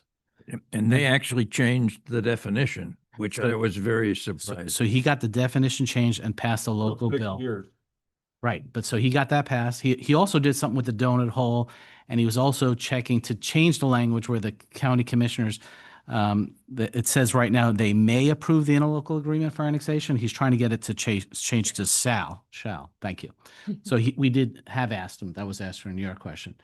Now for funding, obviously my recollection is he got us that low interest loan that did expire. We're looking at renewing it. But if we ever want to do a specific project in infrastructure, the state has this revolving fund where you don't pay the market on an interest loan. You pay like 1.5%. And we did get that. We were awarded that. We just never used it because we didn't have a project. And then we had the $600,000 for the bridge. We did get another $250,000, but that was vetoed by the governor. So I think those are the only things that happened under my 3 years, But he's been here since when? 2017. I'm gonna make a motion that the town enters into another 1-year agreement with Pinsky and Associates at $3,000 per month, plus incidental expenses or service that might include legislative support, coordination with state officials, and assistance with appropriations and grant funding. Second.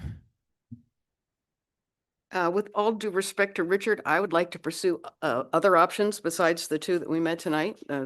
That's okay. There's the motion on the floor. We'll vote on it and then we can do whatever we want. And it was seconded. So we Okay, can talk, all in we can favor? Discuss. Aye. Aye. All opposed? Me. Okay, very good. Do we have comment moment, or I don't necessarily need to openly discuss it, but I do think whenever somebody comes before us to this dais to represent themselves, it's a pretty egregious thing to attack them from the dais or question, just like you would never in a job interview ask somebody if they were fired from their last position, but then put it into public record as to how that information came about. I think that is a really dangerous and egregious comment that was made on this dais. Okay, we have a quasi judicial proceedings. Charlie, would you please swear in the witness for the 6410 Carambola Circle variance request? If you're going to be speaking or making a presentation, because this is a quasi judicial proceeding, you will need to be sworn. So I'd ask that you please stand and raise your right hand. Do you swear or affirm that the testimony you're about to give will be the truth, the whole truth, and nothing but the truth? So help you God. I do. Thank you.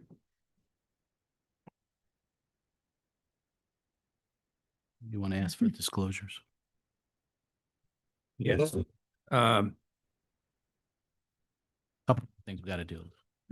Just some housekeeping. Because this is a quasi judicial proceeding, which allows, if anyone desires, a cross-examination of anyone who testifies, any ex parte communications that anyone has had, those are communications outside of this hearing regarding this matter, need to be disclosed on the record. So I'd ask if the council has had any ex parte communications regarding this request for a variance. No. No. Okay, thank you. Here, do you want me to do a short presentation? Yes, please. Okay, thank you. Just to give you a little history, there was an application from Docks and Moore and from Mr. and Mrs. Poole about to extend their dock from the code, which is 30 feet to 43 feet, and now 41 feet. So they met with staff. Staff said, show us proof that there's a hardship. The hardship is the depth of the water. They actually went out there, and thank you for the pictures, with a measuring tape, and they took pictures. That's in your backup. So that proceeded to us, staff, recommending approval. It went to the zoning board. It was unanimously approved in May. So now that is just a recommendation by the zoning board. Now it goes to you for a final approval of variance. The applicant is here. If you have any questions, or they can do a presentation. Any questions? Do you need a presentation, or is everybody good with a? Yeah. There should be a brief presentation so that there is some Understanding yeah. that. Please. Please go ahead. documentation? Yes, on- so last time we had come in, I just want to make a note, what you guys were kind of okay with last time, it's now going to be 37 foot because we were over 750 square foot, the Lake Clark Shores allows. So we kind of shrunk down a few parts of the dock. So now we're at 728 square foot total. And that actually brought us back to where I think it was 42 foot. We're no longer at 42 foot. We're now at 37 foot out into the waterway. So you're under what they're asking. Exactly. Is that the extent of your presentation? Would you like to keep going? Is that everything we need to know? Yeah, as far as last meeting, and then yeah, basically we just took the terminal platform and took a couple feet off, and then on the north side we also shortened the catwalk so it's not as far out into the water. So that got us to the 728 square foot. Okay. How skinny does it get in there within the limits? Say that again. Without the variance, shallow, how shallow? It's Did I on the see that one? PowerPoint. It's in the pic, it's in here. Yeah, I'm just seeing if they have any readings on it. I know where the property is. I mean, I have not gone by there, but I do know where the There property is. were actually pictures in there Should have probably mentioned the address. of the shallow versus, I know it gets, there's several places where that happens. no, but I mean, then the presentation, they Yeah, the it doesn't pictures. say how deep. And then I thought there was pictures of how deep it was. Yeah. Yeah, this They is, have the this, depth? this, Mhm. yes, this is Yes, the, look, here it is, look. right here. And I think you're in this picture. by the way. No, it's That- Okay, as long as I'm not in this picture, I'm okay. It was in the, that was in the I thought that looked presentation. like you. Doesn't that look like him? Oh, you're in the side. That is you. You just got a head on it. Deny. Were you in the word at all? Okay, smart man. Yeah. In the packet. Oh, I see it now. It was stuck to the other page. All right, let's open up the public hearing. Are there any public comments on this? Okay, we close the public hearing. Council comments. Actually, I'm jealous of your whole design. I love it. But glad you're able to do it, and thank you for living in Lake Clark Shores. I'm good. You guys are with Doximore, right? Yes. Yeah. They're great to work with. Yes. you guys are as well. No, thank you. Do we need to make a motion? Yeah, and I would just include the address in the motion because we never talked about the address, if you don't mind. Just add the address. I did mention it at the beginning, but please. Oh, you go ahead. did? I'm sorry. Someone make a motion. I'll make a motion to approve a variance to allow a dock to extend. Is it still 41 feet? There's, It's 30 It's not. It's 37 now? 7 now. And another thing is, if you look at an aerial image, his property indents, unlike the others, 12 foot. So if you look, if you're looking at like property appraiser, everybody else kind of has a seawall. Anybody else that had a structure like he's getting, they're the same distance into the water, but his yard at shoreline indents in. So that's why, it's just one of those funky things. That's a good explanation. Thank you. Mhm. And you have the ability to approve a variance up to 41 feet. The reason it can't be more than that is that's the amount that was permitted by South Florida Water Management District. So we Like, can't, stick with this language. Yes. but two. understand that if you grant the variance at 41, the square footage of the dock still cannot exceed the total square footage allowed by our code, which may require them to shorten it or narrow it. But I don't need to put that in the. Yeah, you need, To say that again. no, but you should say that it, provided that it still has to meet the square footage requirements of our code. and I think they said they've already adjusted, but Yes. I Does understand. someone else want That's to been- say this one? Okay. Okay, I will make a motion for approval of a variance to allow the dock to extend up to 41 feet perpendicular, provided it does not go outside the square footage requirements of the code to the shoreline at 6410 Carambola Circle. Second. All in favor? Aye. Aye. The motion passes unanimously. Just show them that picture because I say it's him. Let the record reflect. Brother then, it's your brother. We have about 3 of them that look the same. Brother from another mother. Yeah, right? He has a different body build. I just checked. Thank you for Thank coming you. and waiting. Thank you so Guys, much. take care. Okay, say hello to everybody. All right, the next item on the agenda is a water capacity ordinance, the second reading. May I get a motion to open the public hearing? A second. All in favor? Aye. Aye. Aye. Okay, Joe, would you like to? Yeah, as you know, back in February, we, by state mandate, we had to come up with a 5-year update or 5-year plan for infrastructure element of the comp plan to have a plan for water supply in the town of Lake Clark Shores. Obviously, we came up with a plan. We sent it, you guys approved it on first reading, and we told you it goes up to the state. The state shares it with other agencies, and they look for comments, and if they're okay with everything, we got no comments. That's the good news. So it's basically, there's no change. We're just asking for you to approve. There was some clerical errors, but that didn't change anything materially. So we're asking, this is the same item as the next item, so you're really just not approving anything yet till it gets to the next ordinance item, which is the next agenda item. Okay. Clear as mud. It is, but it's a state mandated water supply element of your comp plan. Audience comments? Town council comments? None. Good. Okay, motion to close the public hearing. Move. Second. All in favor? Aye. Motion passes unanimously. Now we have the second and final reading of ordinance 2601. Ordinance 2026-01, an ordinance of the Town Council of the Town of Lake Clark Shores, Florida, adopting an amendment to the comprehensive plan to amend the infrastructure element in order to adopt a 5-year update to the 10-year water facilities supply work plan, providing for transmittal to the State Land Planning Agency, providing a conflicts clause, a severability clause, and an effective date, and for other purposes. Thank you. Joe, would you like to make a presentation on Or that? it's the same presentation as just before. So this is a required element of our comp plan that we have to do for, have a 5-year water plan for water supply in the town of Lake Clark Shores. Audience comments? Let me be Ann. Council comments? Clearing out the house. Yeah, we have a way of doing that. Council comments? Good. Yep, good. Good. Would someone like to make a motion? I make a motion that we approve the second and final reading of ordinance 2026-01. Second. All in favor? Aye. Aye. Any opposed?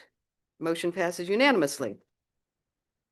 Okay, now we have the second and final reading of ordinance 2603, amending chapter 46 about solid waste.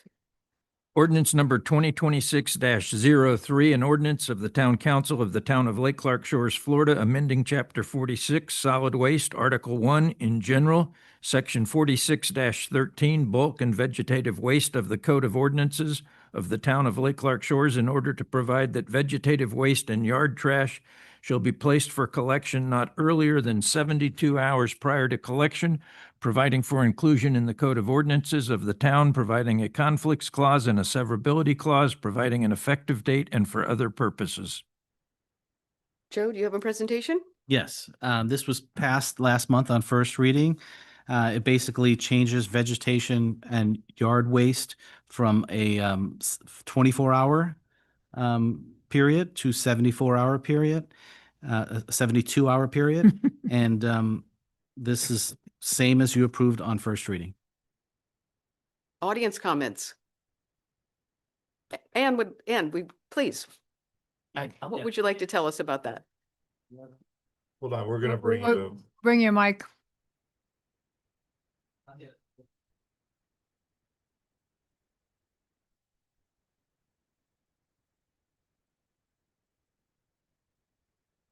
Harry's under the weather, so we don't want to get anyone sick. So is this good enough? Okay. I think that And Warren. Here, Joe. Oh, thank you. Thank you. Thank you. I think that the 72 hours is too long. I don't think that anybody should need 72 hours. I mean, we don't have to have Lake Clark Shores look like a trash But we all know that there are plenty of people that will take advantage of being messy. And I don't like seeing messes. This just encourages it as far as I'm concerned. So I would not be in favor of this length of time. I feel it's not too much. Necessary. Thank you for sharing with us.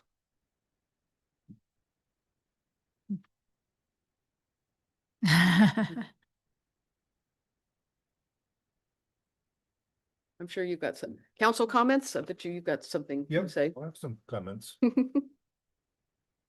You want to go first? No, I think you're going to fall in line with what I Good. did. Yep.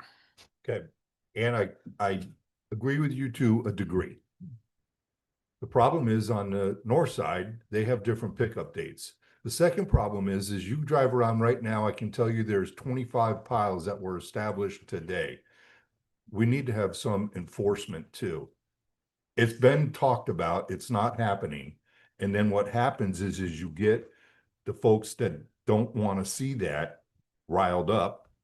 And this was how it was before. Friday, Saturday, Sunday is reasonable. Even if the landscapers are going to be the ones leaving it, it's a compromise at the end of the day. I listen, I agree. Like this code of ordinance has that in there and it's not happening. That's the problem. It's not happening, period. Well, I saw the report from there. It's still not happening. And it's just, and then the ones that are sitting up here, I don't know about these folks, but you get the calls, the landscapers don't want to add expenses to their clients. Okay.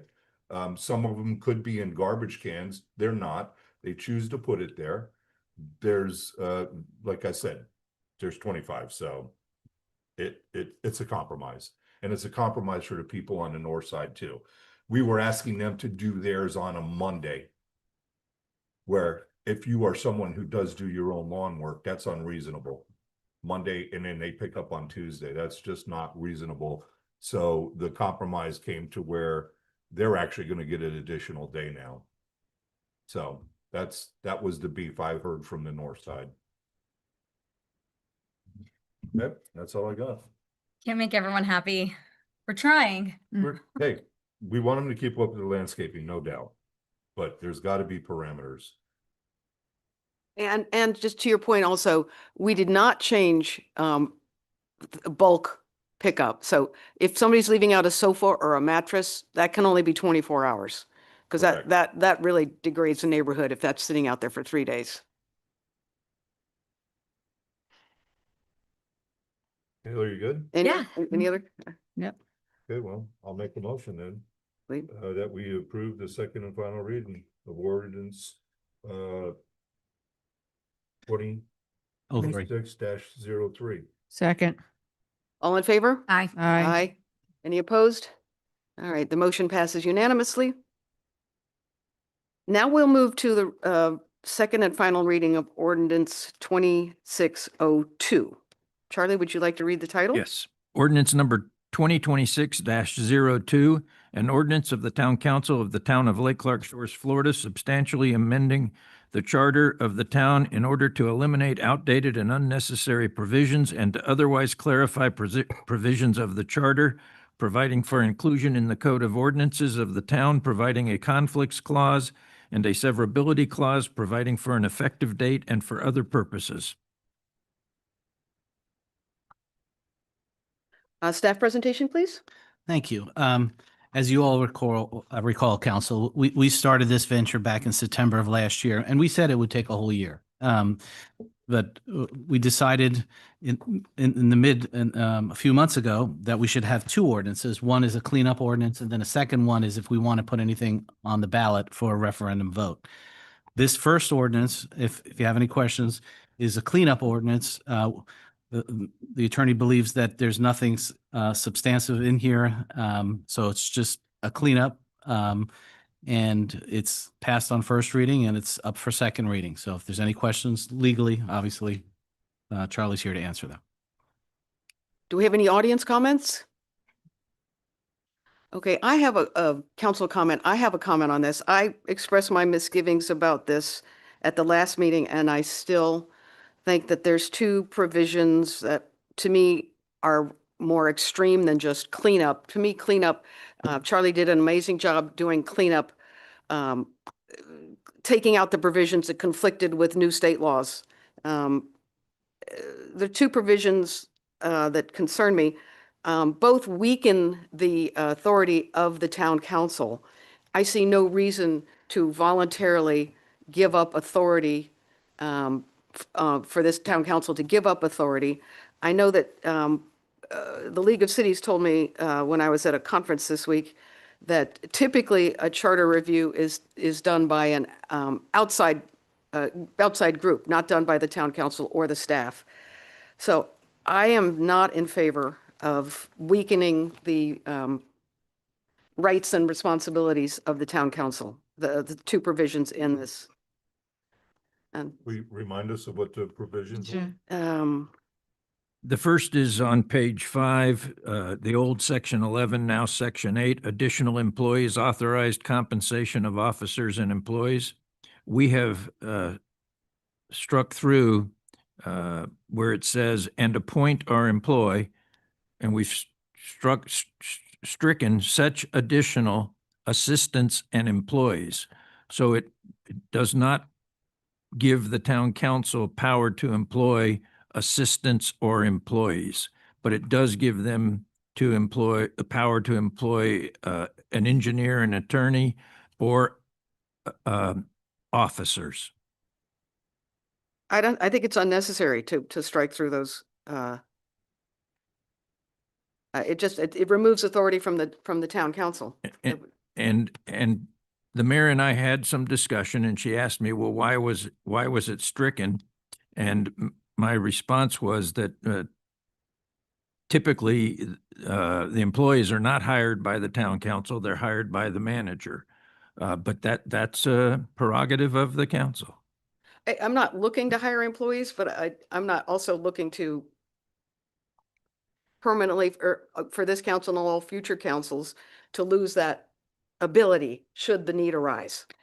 Question, wasn't this language originally when the town was created in 1957? So the makeup of how the town ran was different than the way we run today. It was a lot smaller.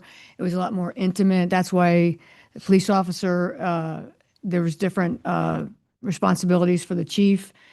But with the way we are operating now, it's a bigger form of, lack of a better word, bigger form of government, that it's not necessary for the council to be that intimate with hiring the people, and the town manager is running the town, and he should have the ability to vet the people that's working with him. I have no issue with how the language is written. Neither do I. But also, for the record, I might be wrong about this, but didn't we as a council and the mayor included request that the town do this audit of revisions and cleanup in-house to save money?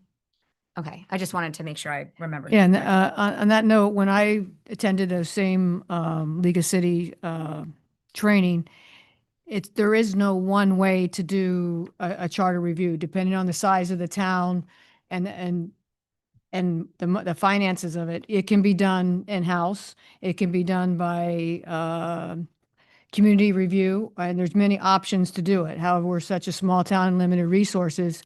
I agree with how we did it and using the staff to vet it along with the attorney. So I don't have an issue with how we come about the changes. I don't know that I've ever heard of the council hiring anyone other than the manager. But some bigger councils have chiefs of staff and. Yeah. and, you Well, know, We're not there. we're not there, but. I understand. My same stance. We have our hiring, firing ability comes down to the manager. The manager's responsibility is to keep his council members in line or happy. Plain and simple. Correct? That's 100% my job. Keep us in line. Interesting. Not keeping line. I heard No, happy. happy. I heard happy. That's all I heard. I heard happy. I heard happy. Well, All What about was happy. the second line? The second one is more controversial because it's the bottom of page 9. How the council can remove an officer. I don't wish to do that, and I can't ever foresee a time to do that. But for me, that is really substantive. My concern. This is more procedural. To me, it's not cleanup. To me, this is. So you want to maintain the authority or ability to I can agree remove? with that. Are- but gonna for be the faced- audience. They're gonna be faced with problems in the future that, Gotta give him an example. how does that work though, Charlie? If Well, there's, Just for audience or listening, are you're saying you want to maintain that authority? yes. I do because it's not cleanup. It's a procedural issue as opposed to the substance of the Well, lines. So you're saying- Just for explanation, as the charter is proposed, the town's officers are the mayor, the vice mayor pro tem, and the council members. If we leave this language in here, that then gives the council the ability to terminate another council member. I find that to be problematic from a legal standpoint because the council member who is being terminated by the other commissioners may be terminated for cause or may be terminated I don't with- like you. without cause. And there's a provision in the statute for recall an elected official. The concern I have is someone is duly elected by the citizens. Should the council have the ability to, in essence, unelect them? And so that's why I recommended the language be stricken. It's slightly distasteful, but I don't think I think it's I think it's undemocratic. I mean, if people no, elect no, you, no, you I'm can't not take talking, that I'm not away. talking about the language itself. I'm talking about the fact that I think we're exceeding our authority by, as a council, by removing something that is clearly not just cleanup. Well, I think Well, that's we part have of it. legal counsel telling us that it's. Right. Correct, Charlie? You have two options, and the mayor and I had this discussion. This is more substantive than some of the cleanup language that we did. However, this revision does not require a referendum, and therefore I felt it was appropriate to include it. You could move this issue to the second charter amendment, which is going to go to referendum if you so choose, if you feel that it is more substantive. It's not necessary that it be voted on at a referendum, but you have that option. It is more substantive, but it's still a change that does not require a referendum, in my opinion, Even as if your we town tried to attorney. remove, there would be a legal challenge? What do There you think? could very well be a legal challenge, of and course. it's a very awkward situation. And one I never yes, I we've would seen never it. anticipate happening. Sure. I brought it up at the last meeting though, and it surprised me. I didn't realize that it was one of the line items that you were specifically going to be talking about. I personally would always have an issue with asserting my voice in a way that takes power away from the residents. We sit in these elected seats, or in some cases appointed seats. And there isn't a way around us saying that we would be undermining the residents' voices if we removed somebody for whatever cause. And then, of course, on top of that, that's compounded with our legal counsel telling us that it opens us up for a lot of liability and dangers. And you have the ability, if we feel that somebody is yet the recall. So there is a measure in place that if you feel like somebody's, for some reason, needs to Go be through the removed. process. Right, so there's a due process to it. So I'm very good with accepting the language. Yes, I understand the substantive, that's a little more substantive nature than the rest of it. But I think that this, I agree with the fact that it's stricken, so I'm okay with it. Again, I'm not saying that I like the provision. I'm just saying that I think that we don't have the authority to do it without putting it to the vote in the referendum. And I'm okay with, You just said that we did. and I'm okay with Charlie's explanation, of the legal aspect of it. I would like to make a motion and consider a motion to approve or make a motion to approve the second and final reading of ordinance 2026-02. I would like to add something before we get to that point. Please, please. It's okay. Just it's Scrivener's, correction of, language, where they have the vice mayor pro temp. And, in charter, reviews, it's standard that it should be mayor pro temp. And I discussed that with, And she's, Okay. we, Yeah. we agree. Yeah, I agree. Wait, what did we change it to? I'm confused. just, It's mayor pro tem. Mayor pro tem, so we strike the word. Am I now? Wait, You're the mayor pro Yeah. tem if this passes. yes. no, I thought it was redo all your cards. wait, I thought it was vice mayor something or other. There No. was No, we looked. two titles vice mayor. It is currently vice mayor vice President pro president tem. It's pro tem, which is president pro tem. wrong. But then we have it in there as vice mayor pro tem, and then Something Bridget. just didn't feel right. No, Bridget was right. She brought it back, and I looked it up, and it's mayor pro tem. It should be mayor pro. It's the third line. It's the third in line. Yes, So we have a mayor, a vice mayor, and then a mayor pro tem. correct. No, And that is correct, and I apologize for that error. We don't, it's, the previous term was not vice president, it was president pro tem. Thank This should be mayor pro tem. Yes, and that falls, and that I falls in feel whole line, again. and that falls in line. you're always right.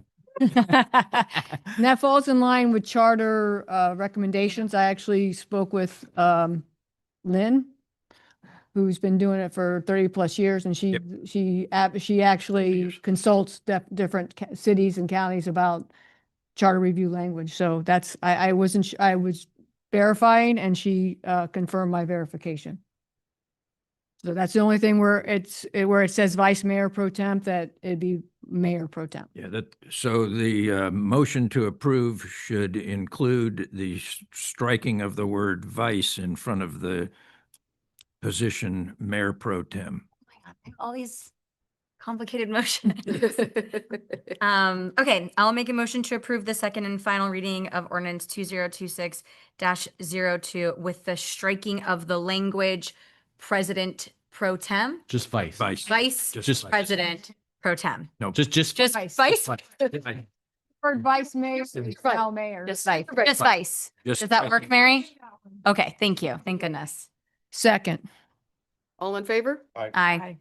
All opposed? Nay. I just can't. I Okay. don't can't in good conscience. I think we're exceeding our authority. Anyway, the motion passes 3-1. Substantive changes to the town charter. We've been talking about term lengths 2 meetings ago.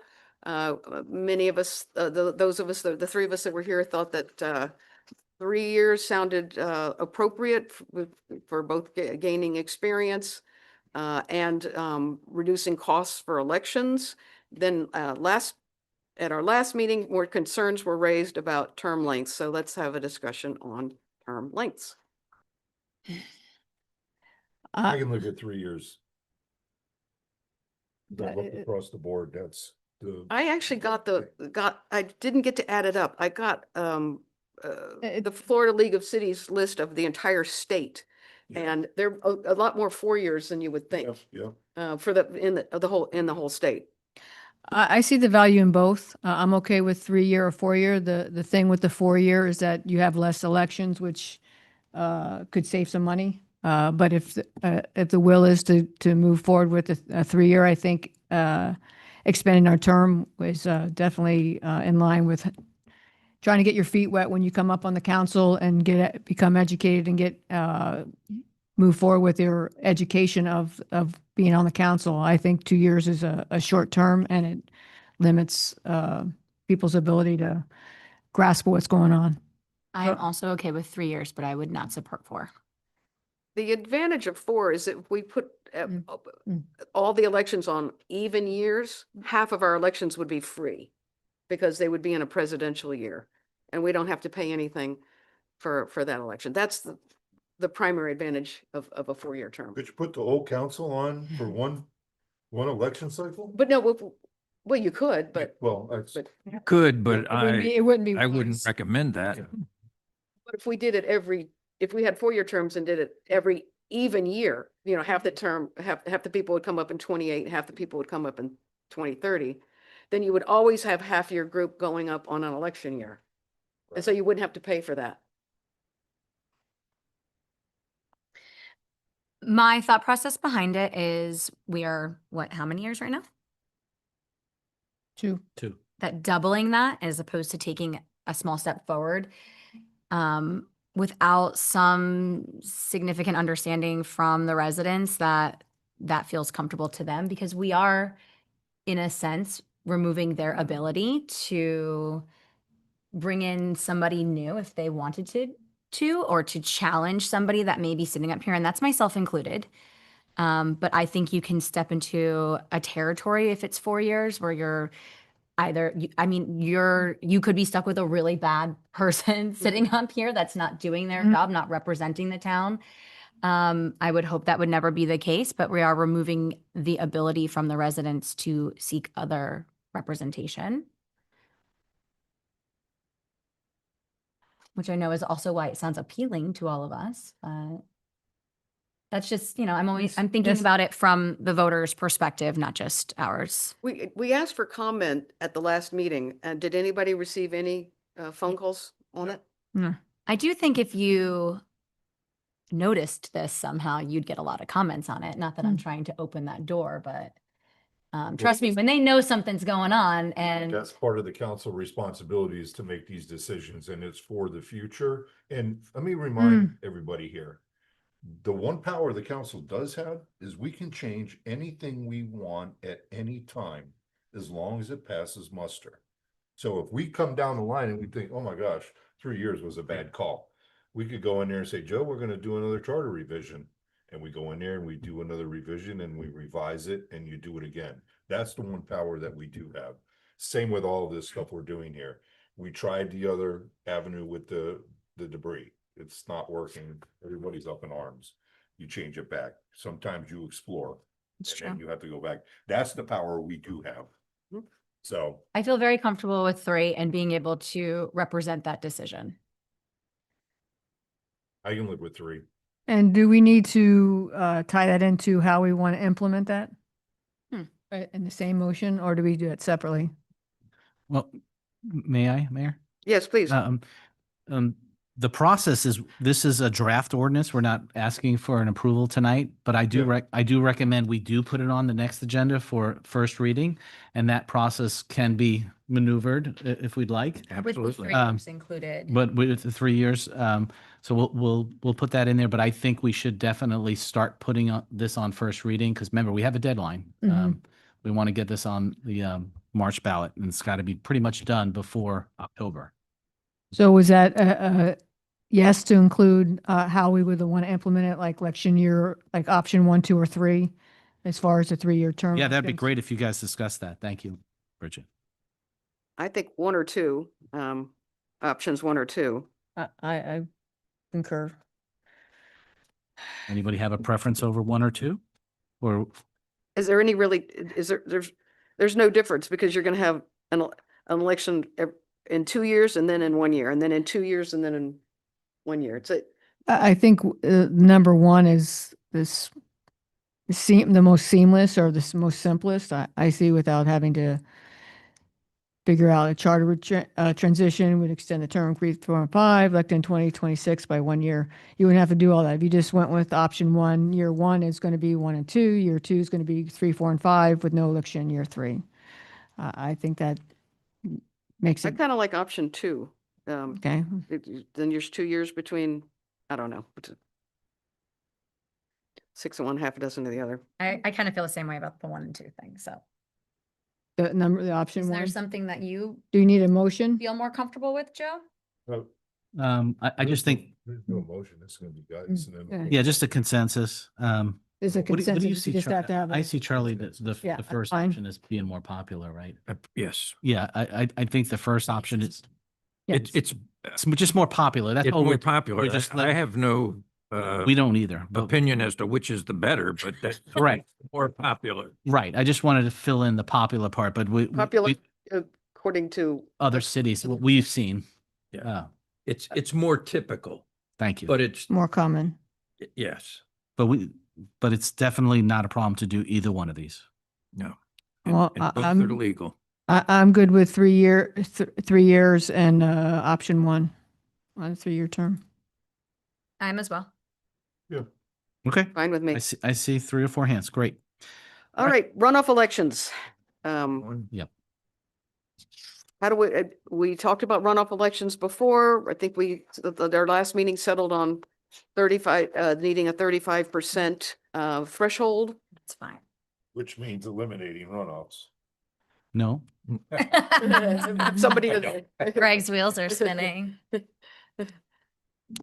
I mean, well, what, it's that or Would you like to make a presentation or should we just Point. discuss? coin toss or what were pick six or whatever? The coin toss I- for tie. To me, this one's not political, so I can really voice my opinion more, I think. To me, I just like to get rid of elections runoff totally. I understand 35% is so remote that somebody's not going to get 35%. But it can happen. And then we're going to look at a bill of tens of thousands of dollars because we have to pay for the whole election and share it with only those municipalities that have a runoff.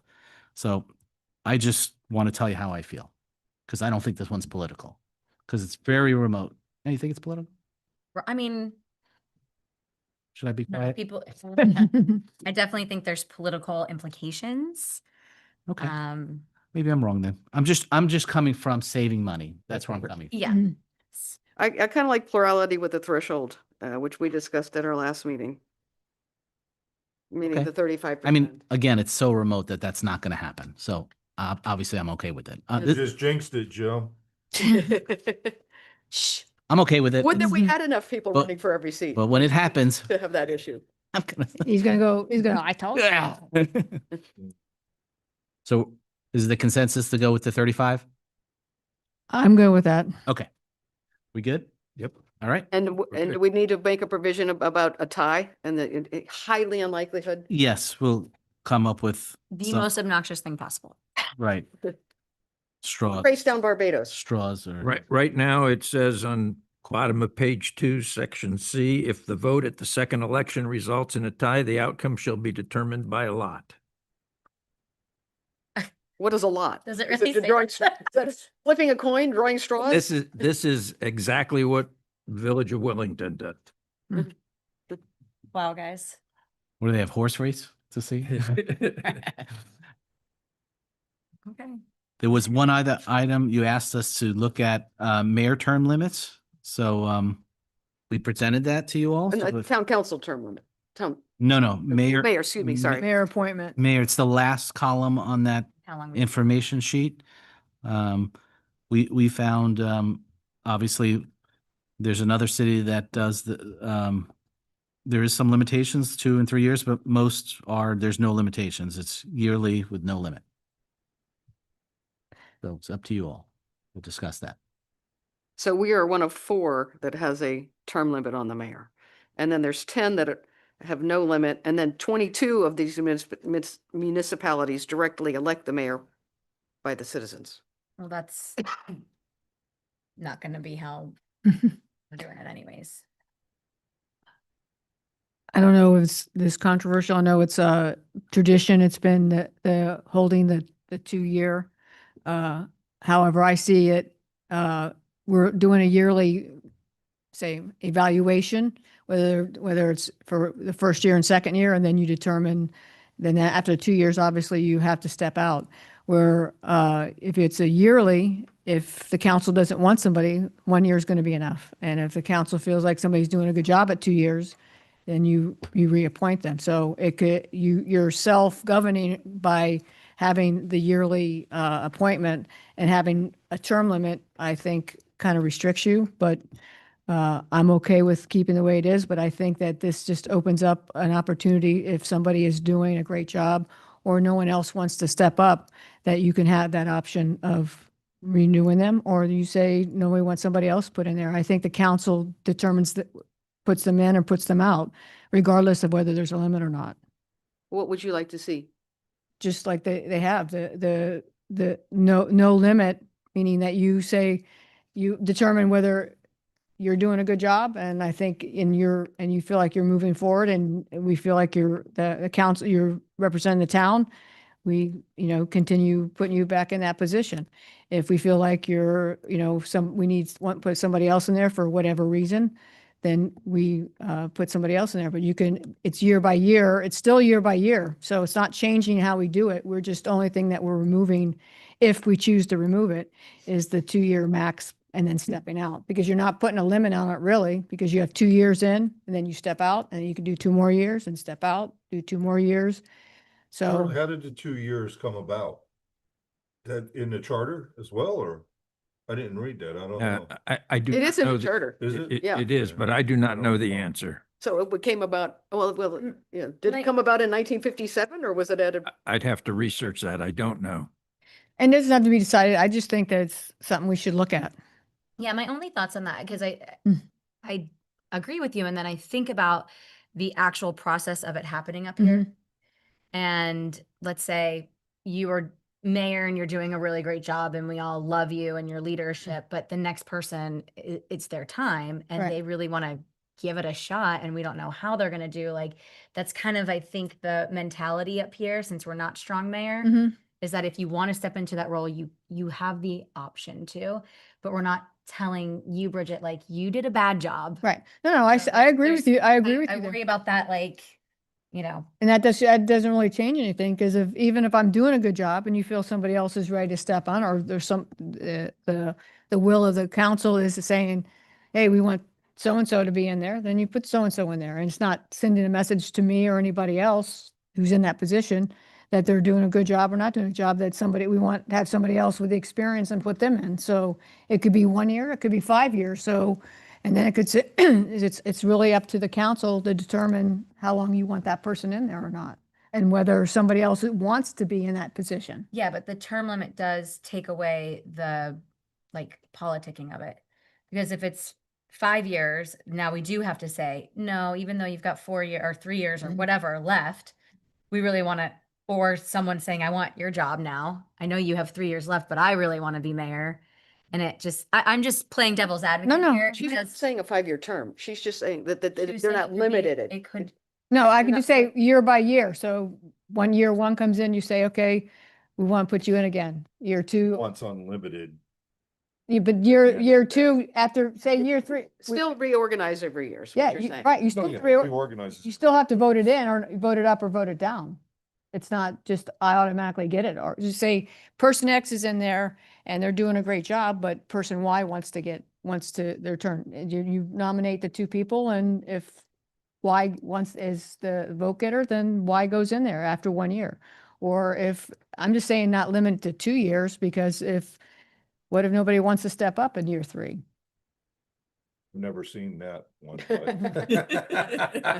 There is. Anything can happen. But still, it's still not changing how we, I know what you're saying. I I don't think it's just that black and white. But- Okay. I think there will be things that will be used in a different way, but, no, I'm okay with, I mean, listen, that's why I asked for Sure. yeah. the survey, and it seems that we're the anomaly in putting a restriction on the time frame. We're the anomaly in a lot of things. when it comes to this. No, I mean, and of cities and towns of the same size, not just, I'm not looking at, counties and large municipalities. But But is this something we have to make it? no, I just, Bridget, I hear where you're coming from. I mean, there is a learning curve. Yeah. And by the way, you did an amazing job as mayor. You really did. So I could be open to whatever the Right. group wants. I want to sleep on it for no, about a month. I was just putting my thoughts out there, and I agree. I think we should sleep on it. I think we should have more time to digest the information. I just got it too. I was actually surprised when I saw that. But that said, I think we have a number of people up here who would be great mayors. No, So we actually have a group. we have a good bench, Yes. as they say in Yep. baseball. So do we have any resolution on that, or do we want to No, that was just, That was just discussion. just Yeah. discussion? Okay. Employee insurance, and we have the employees would like to see a change in the insurance so to get better service, and at the same time, it's gonna save like $10,000. So seems like a no-brainer. Joe, do you want to make a presentation on this? Sure, I can make a short one. Because of that long motion, we hire a insurance agent of record, because that's the standard in the industry of counties and cities because of the short deadline insurance companies give quotes out. They only go out 30 days or 45 days, so you don't have enough time to do an RFP. So that's why there's that long motion. But as the mayor said, all good news. We're recommending changing to Cigna from Florida Blue. Florida Blue was fine with us. We had good services, but they were offering a 6% increase. We got a 3% decrease.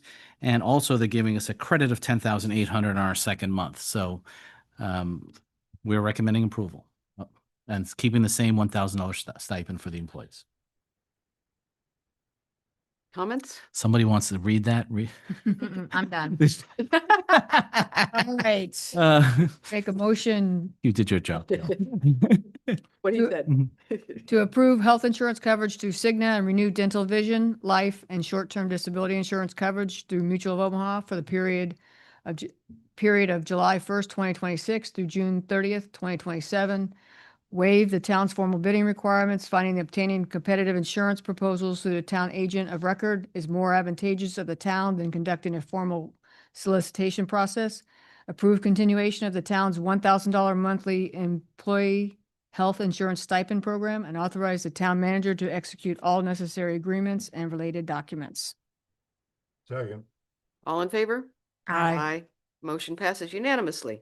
I couldn't read that any better, Bridget. Thank you. Okay, the next, and getting towards the end here, is selection of an official domain name for the town of Lake Clark Shores. Joe, would you like to make a presentation? Sure. The federal government and the state are both asking all governments and government agencies to switch over their domain to a GOV.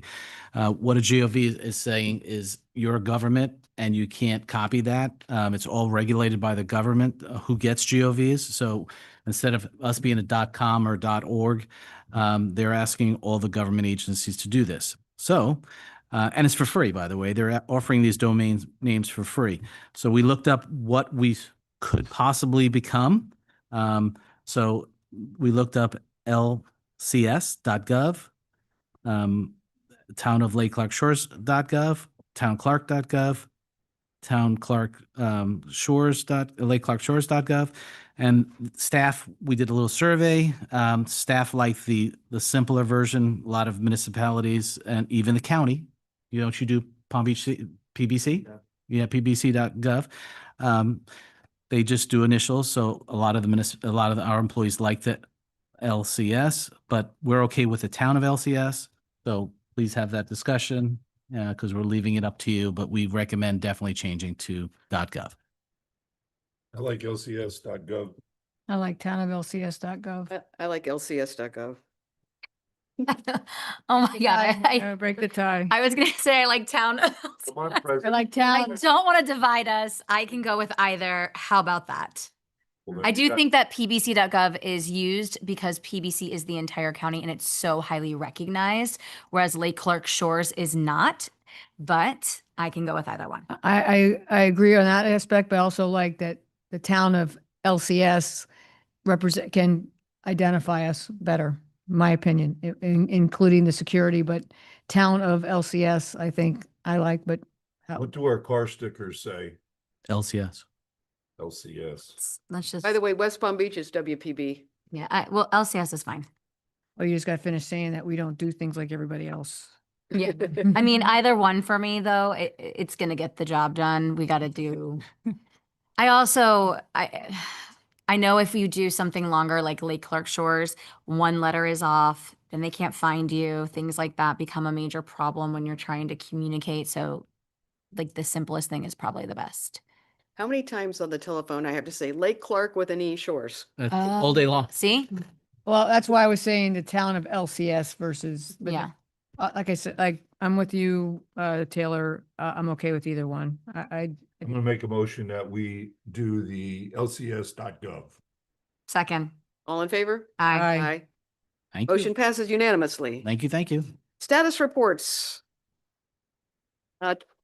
Chief England?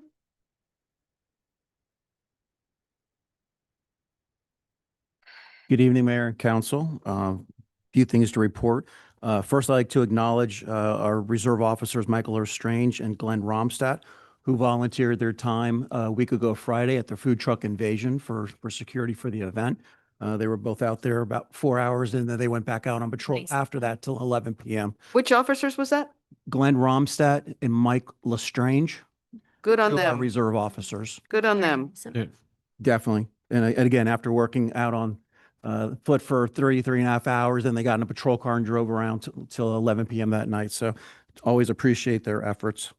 I'd also like to recognize our property and evidence technician, who's also our code enforcement officer, Eric Richwagon, as part of the project that I put him on a few months ago about cleaning out the property and evidence section. This month, he'll be disposing of 11 pounds of marijuana that's been seized by Lake Clark Shores police officers over the last several years. Will you be burning that? 75 cases. It is burned. Bonfire? There is a large bonfire at Solid Waste Authority. And Don't it's call me very well tomorrow. governed. And I don't believe they allow visitors at that either. I do want to call to incidences. We had a couple burglaries to vehicles last month. Specifically, there were vehicles that were left unlocked. Say that again? That were left unlocked Okay. overnight. One of them had a firearm that was stolen out of it. And the other one had a spare set of keys that were in the console of the vehicle, and then the vehicle ended up being stolen. So I only identify that. I just want to remind the community it is important to lock your vehicles at night, remove any valuables from plain sight. The most of the vehicle burglaries that we've experienced are just crimes of opportunity. People walking around, pulling door handles. They find a door handle that's unlocked. They go in and they just grab whatever they can find. This is compared to someone smashing windows and breaking in the cars, and we don't experience those. So just an admonition to the community to make sure that at night they do, again, lock their vehicles and remove their valuables from plain sight. Also this month, we had 2 directed patrols specifically for jet ski complaints and for homeless complaints. On the jet ski complaints, we stationed officers over the weekend, specifically the Saturdays and Sundays between roughly 3 p.m. and sunset to just be out at the park, at the boat ramp, monitoring traffic. That's usually the time where we get a lot of complaints from the community regarding concerns for safe operation of the jet skis. So we're being proactive in trying to be out there regardless of whether a call for service or not comes in. And their presence alone does seem to make an impact. And then if there is obviously a violation noted, they would handle it accordingly. The second thing was, again, regarding the homeless. As you remember or may remember, a couple months ago, we worked on removing some homeless camps from the border between Lake Clark Shores and the city of West Palm Beach. Well, as do we get rid of the homeless camps, now we see an influx of some homeless people walking through the community, specifically going to the parks, which we don't mind anybody, walking through the parks, but they tend to stay a little longer, start setting up camps, start leaving some trash out, and it creates quality of life issues. So we've had some opportunities to engage some of these individuals. A couple incidences, we relocated them to a homeless center in West Palm Beach. A couple other incidents we found, we ended up having to make a physical arrest because we've had violations of law. So again, we encourage the community to call us when they see whether it's jet skis or concerns for public safety or whatnot. But we're being proactive on those 2 specific issues last month. Also, I'd like to just advise council and let them know that we have had the opportunity to bring on a reserve officer. Reserve Officer Gilberto Morales is joining the Lake Clark Shores Police Department. He is a 7-year veteran of the Miami Police Department, where he served as a police officer.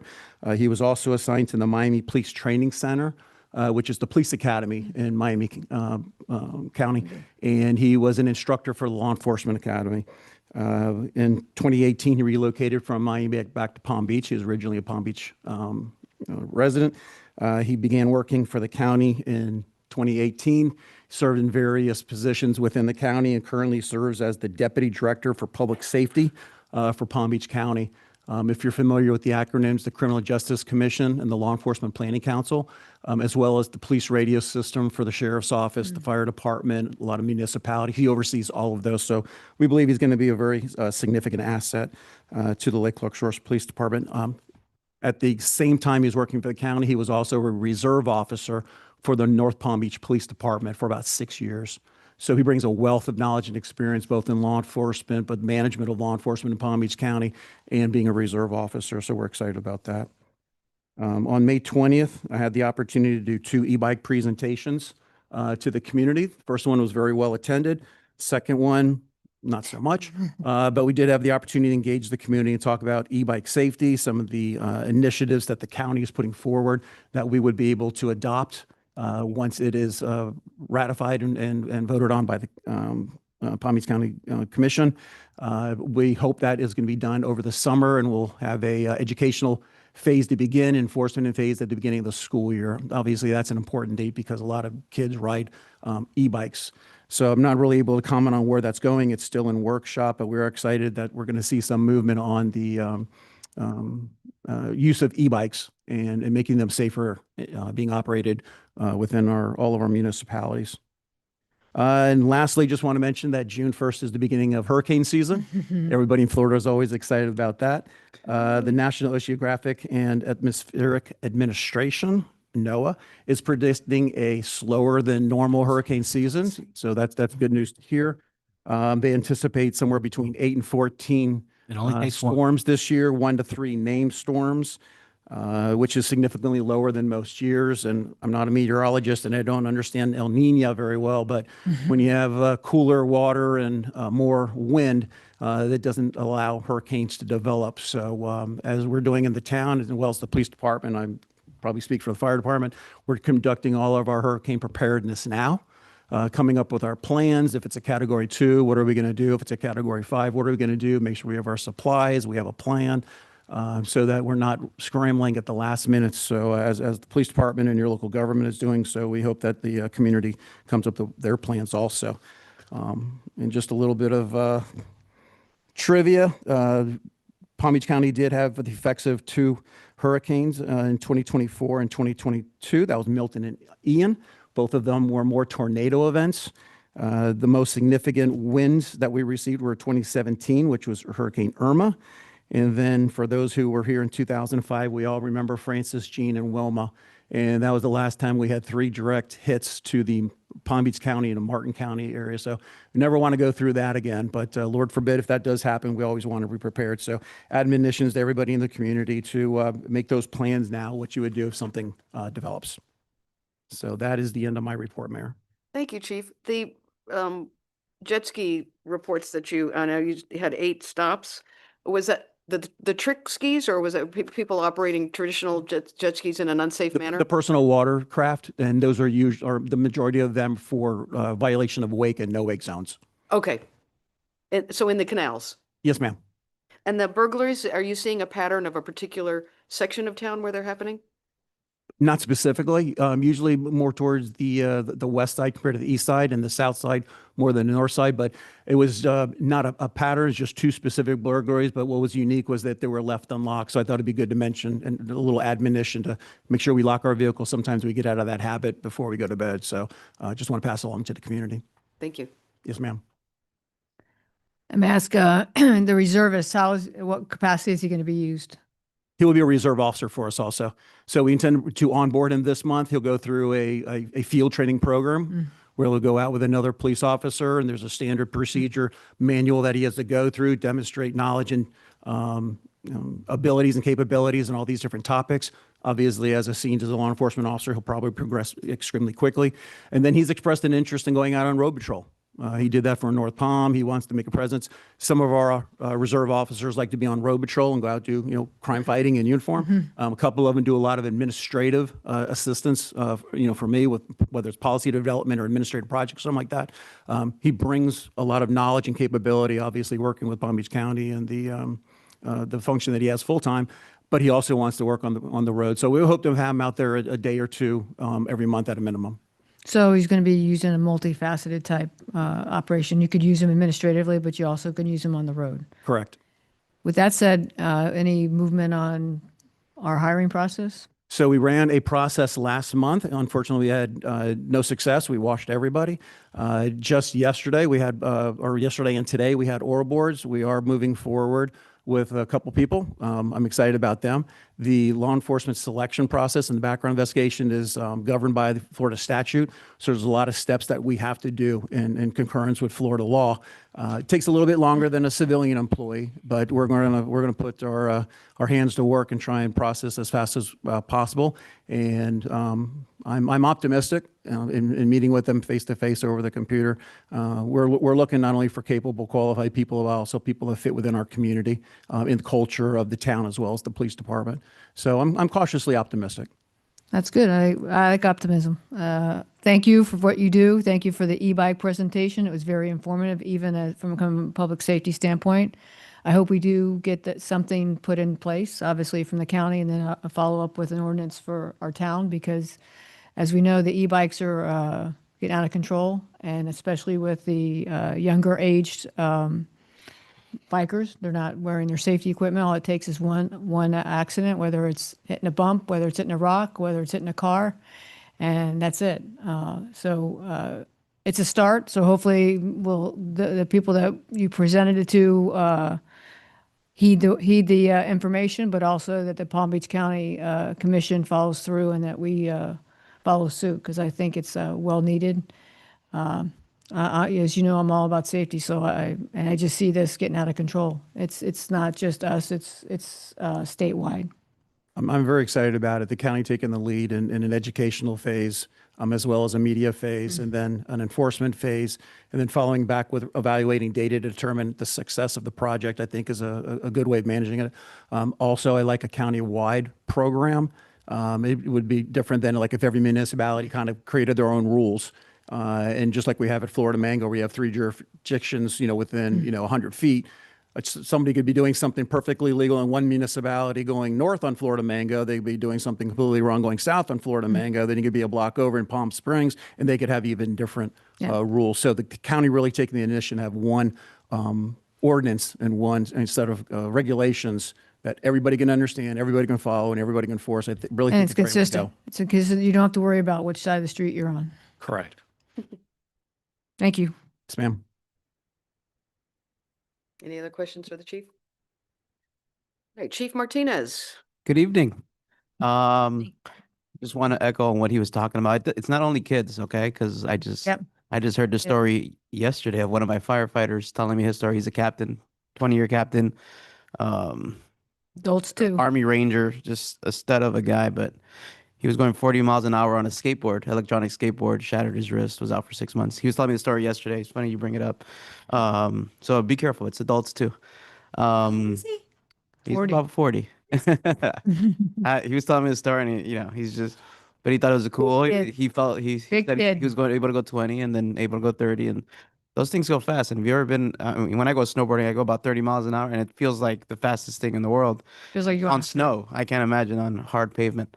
So be careful with that. He also mentioned leaving your vehicles unlocked. I'm guilty of it, and the worst part of my situation was I left my vehicle unlocked. Next day, I wake up to my car and all my stuff in the drawer was just out, and I was like, man, I'm messy, and I thought it was me.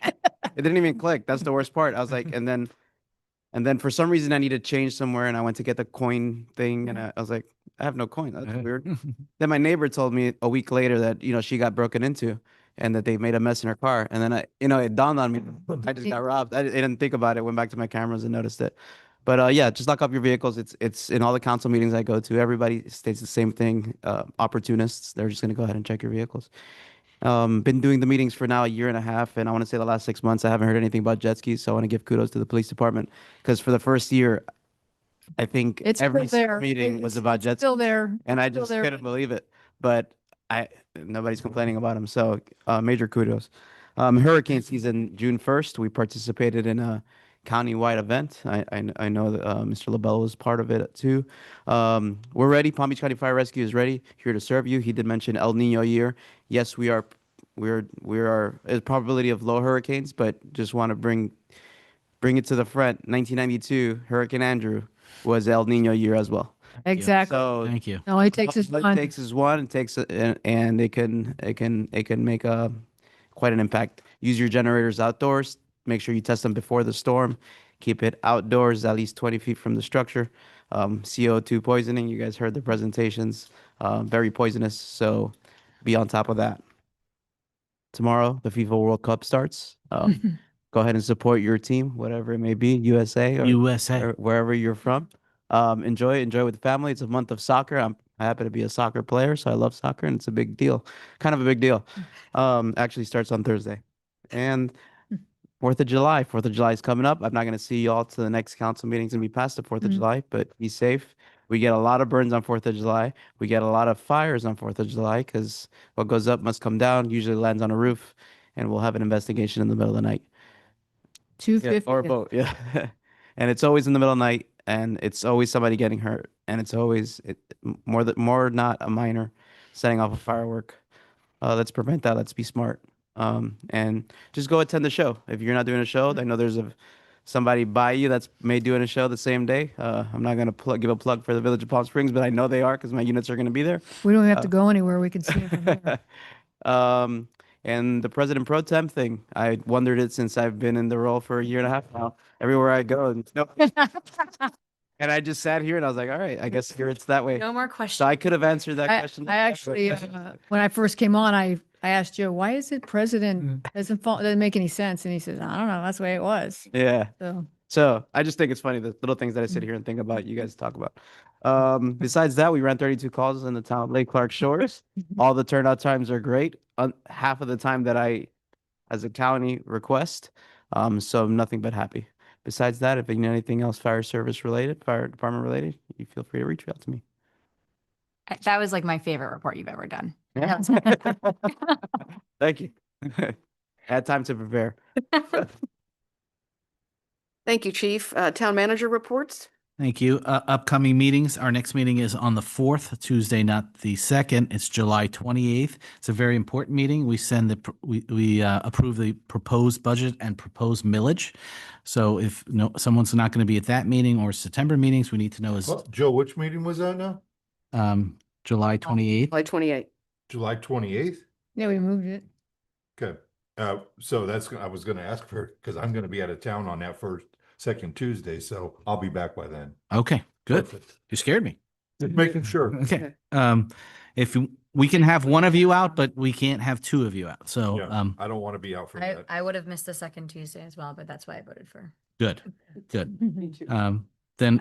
Then we go back to August, which is our second, and then we go to September, which is, again, we have to match up with the county and the school board. So it's on the 8th and the 22nd, and those are very important meetings too. So please let me know if anything is a conflict.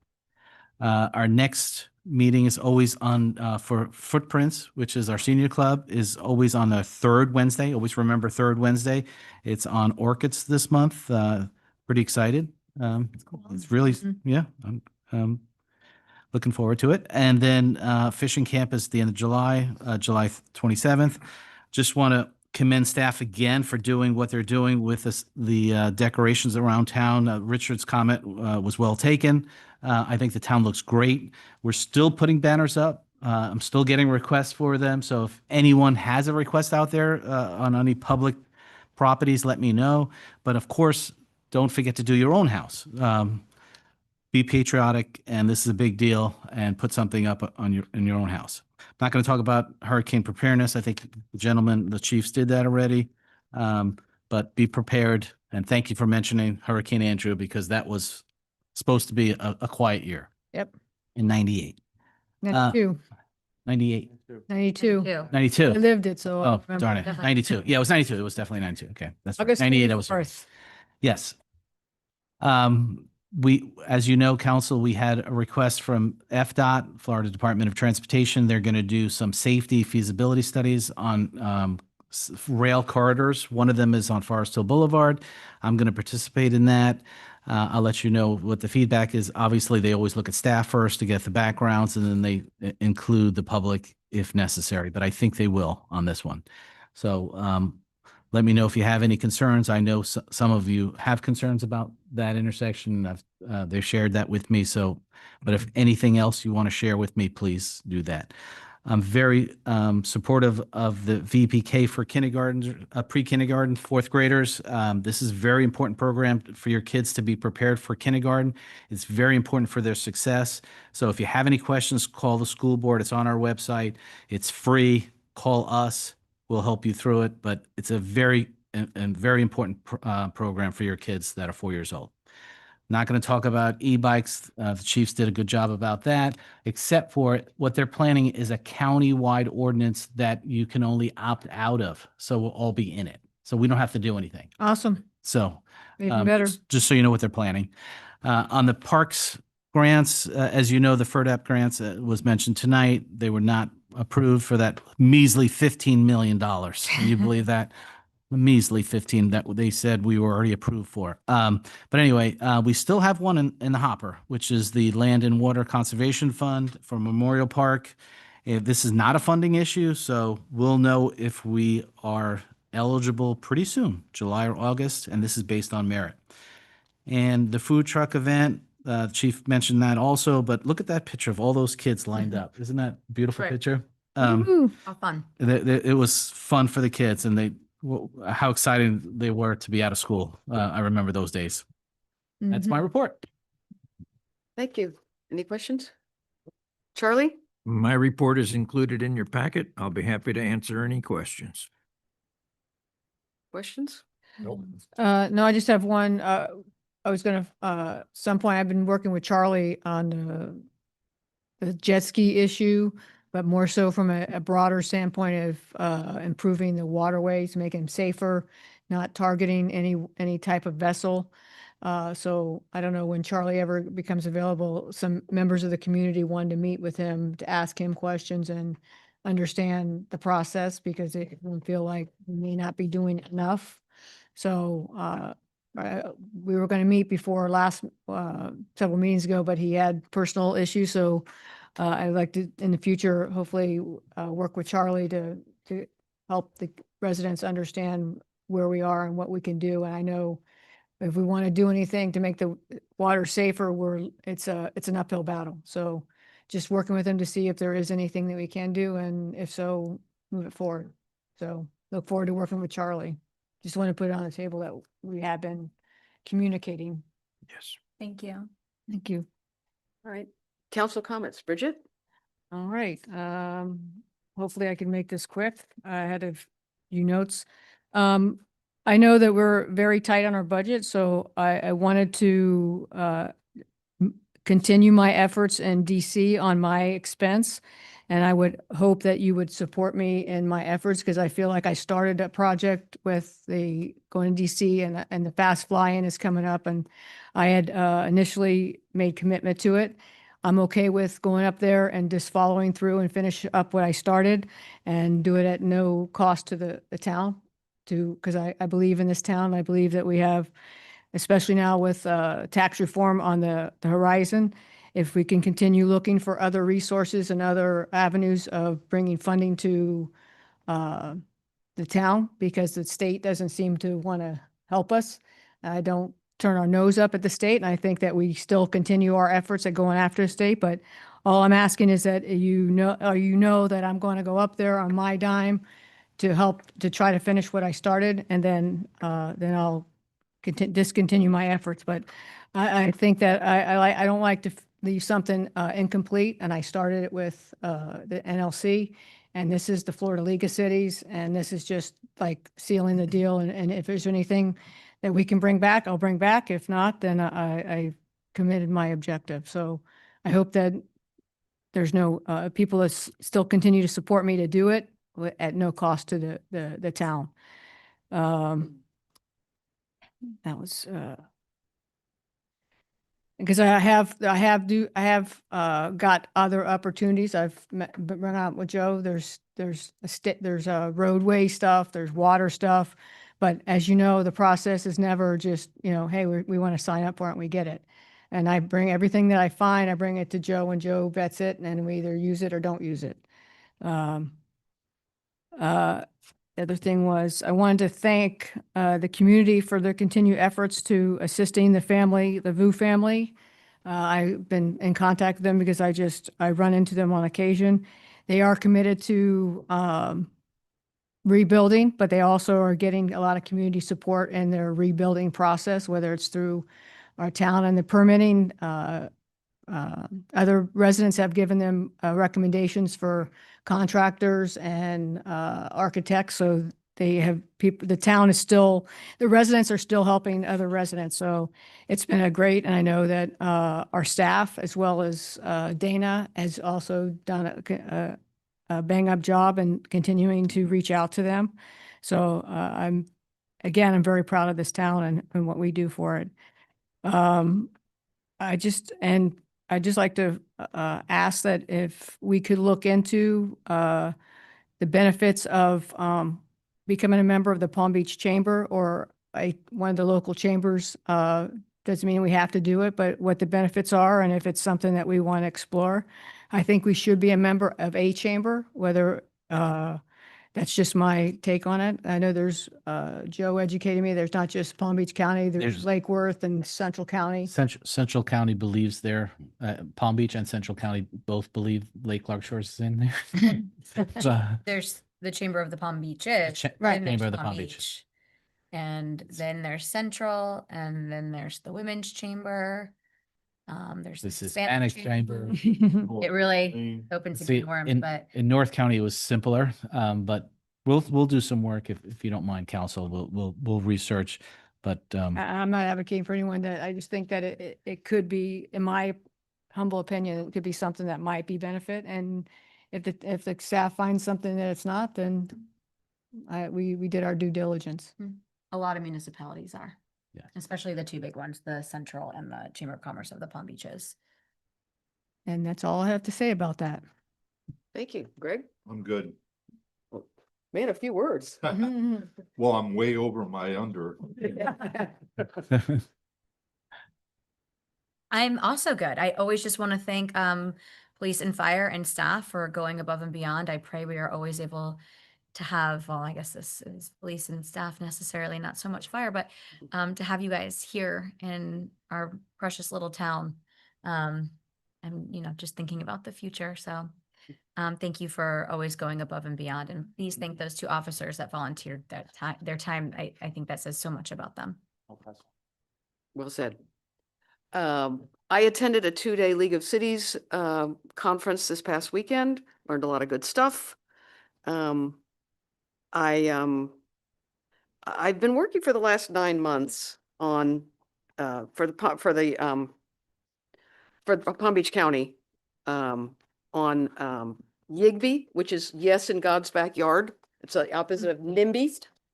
I know There's it's two of them that. And so I'm hoping that we can consider going forward some sort of ordinance for Lake Clark Shores. I'm listening.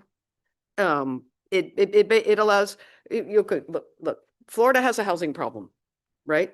Churches have land. So the good folks in Tallahassee said, oh, let's solve that problem.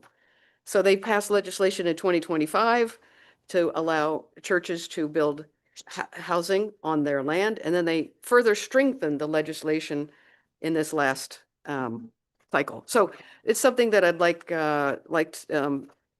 staff to consider. I've been speaking with the Florida League of Cities legal counsel about potential language, and I'd like to discuss that at our next meeting. Potential language in what capacity? Pardon me? But what do you mean potential language? But for an ordinance Okay. and in support of it. And we can talk about that An more. ordinance or a resolution? I haven't read it yet, but you're talking about an ordinance or are you talking about a resolution? That's a good question. Yeah. What do it? He said he said probably be an ordinance. I mean, other municipalities, other towns are passing ordinances. I know that for, a number of them in our county already have. Let's see. I just want everybody to know that we are following the new tax legislation, and the good people to my right will be unpacking all of the details, and we will just stay on top of that. for property taxes. And lastly, I just want to clarify, when I was talking about our lobbyist, I did use the word that Lake Worth replaced him. I didn't mention firing, so I just want to clarify that. And with that, may I get a motion to adjourn? Moved. Second. All in favor? Aye. We are adjourned.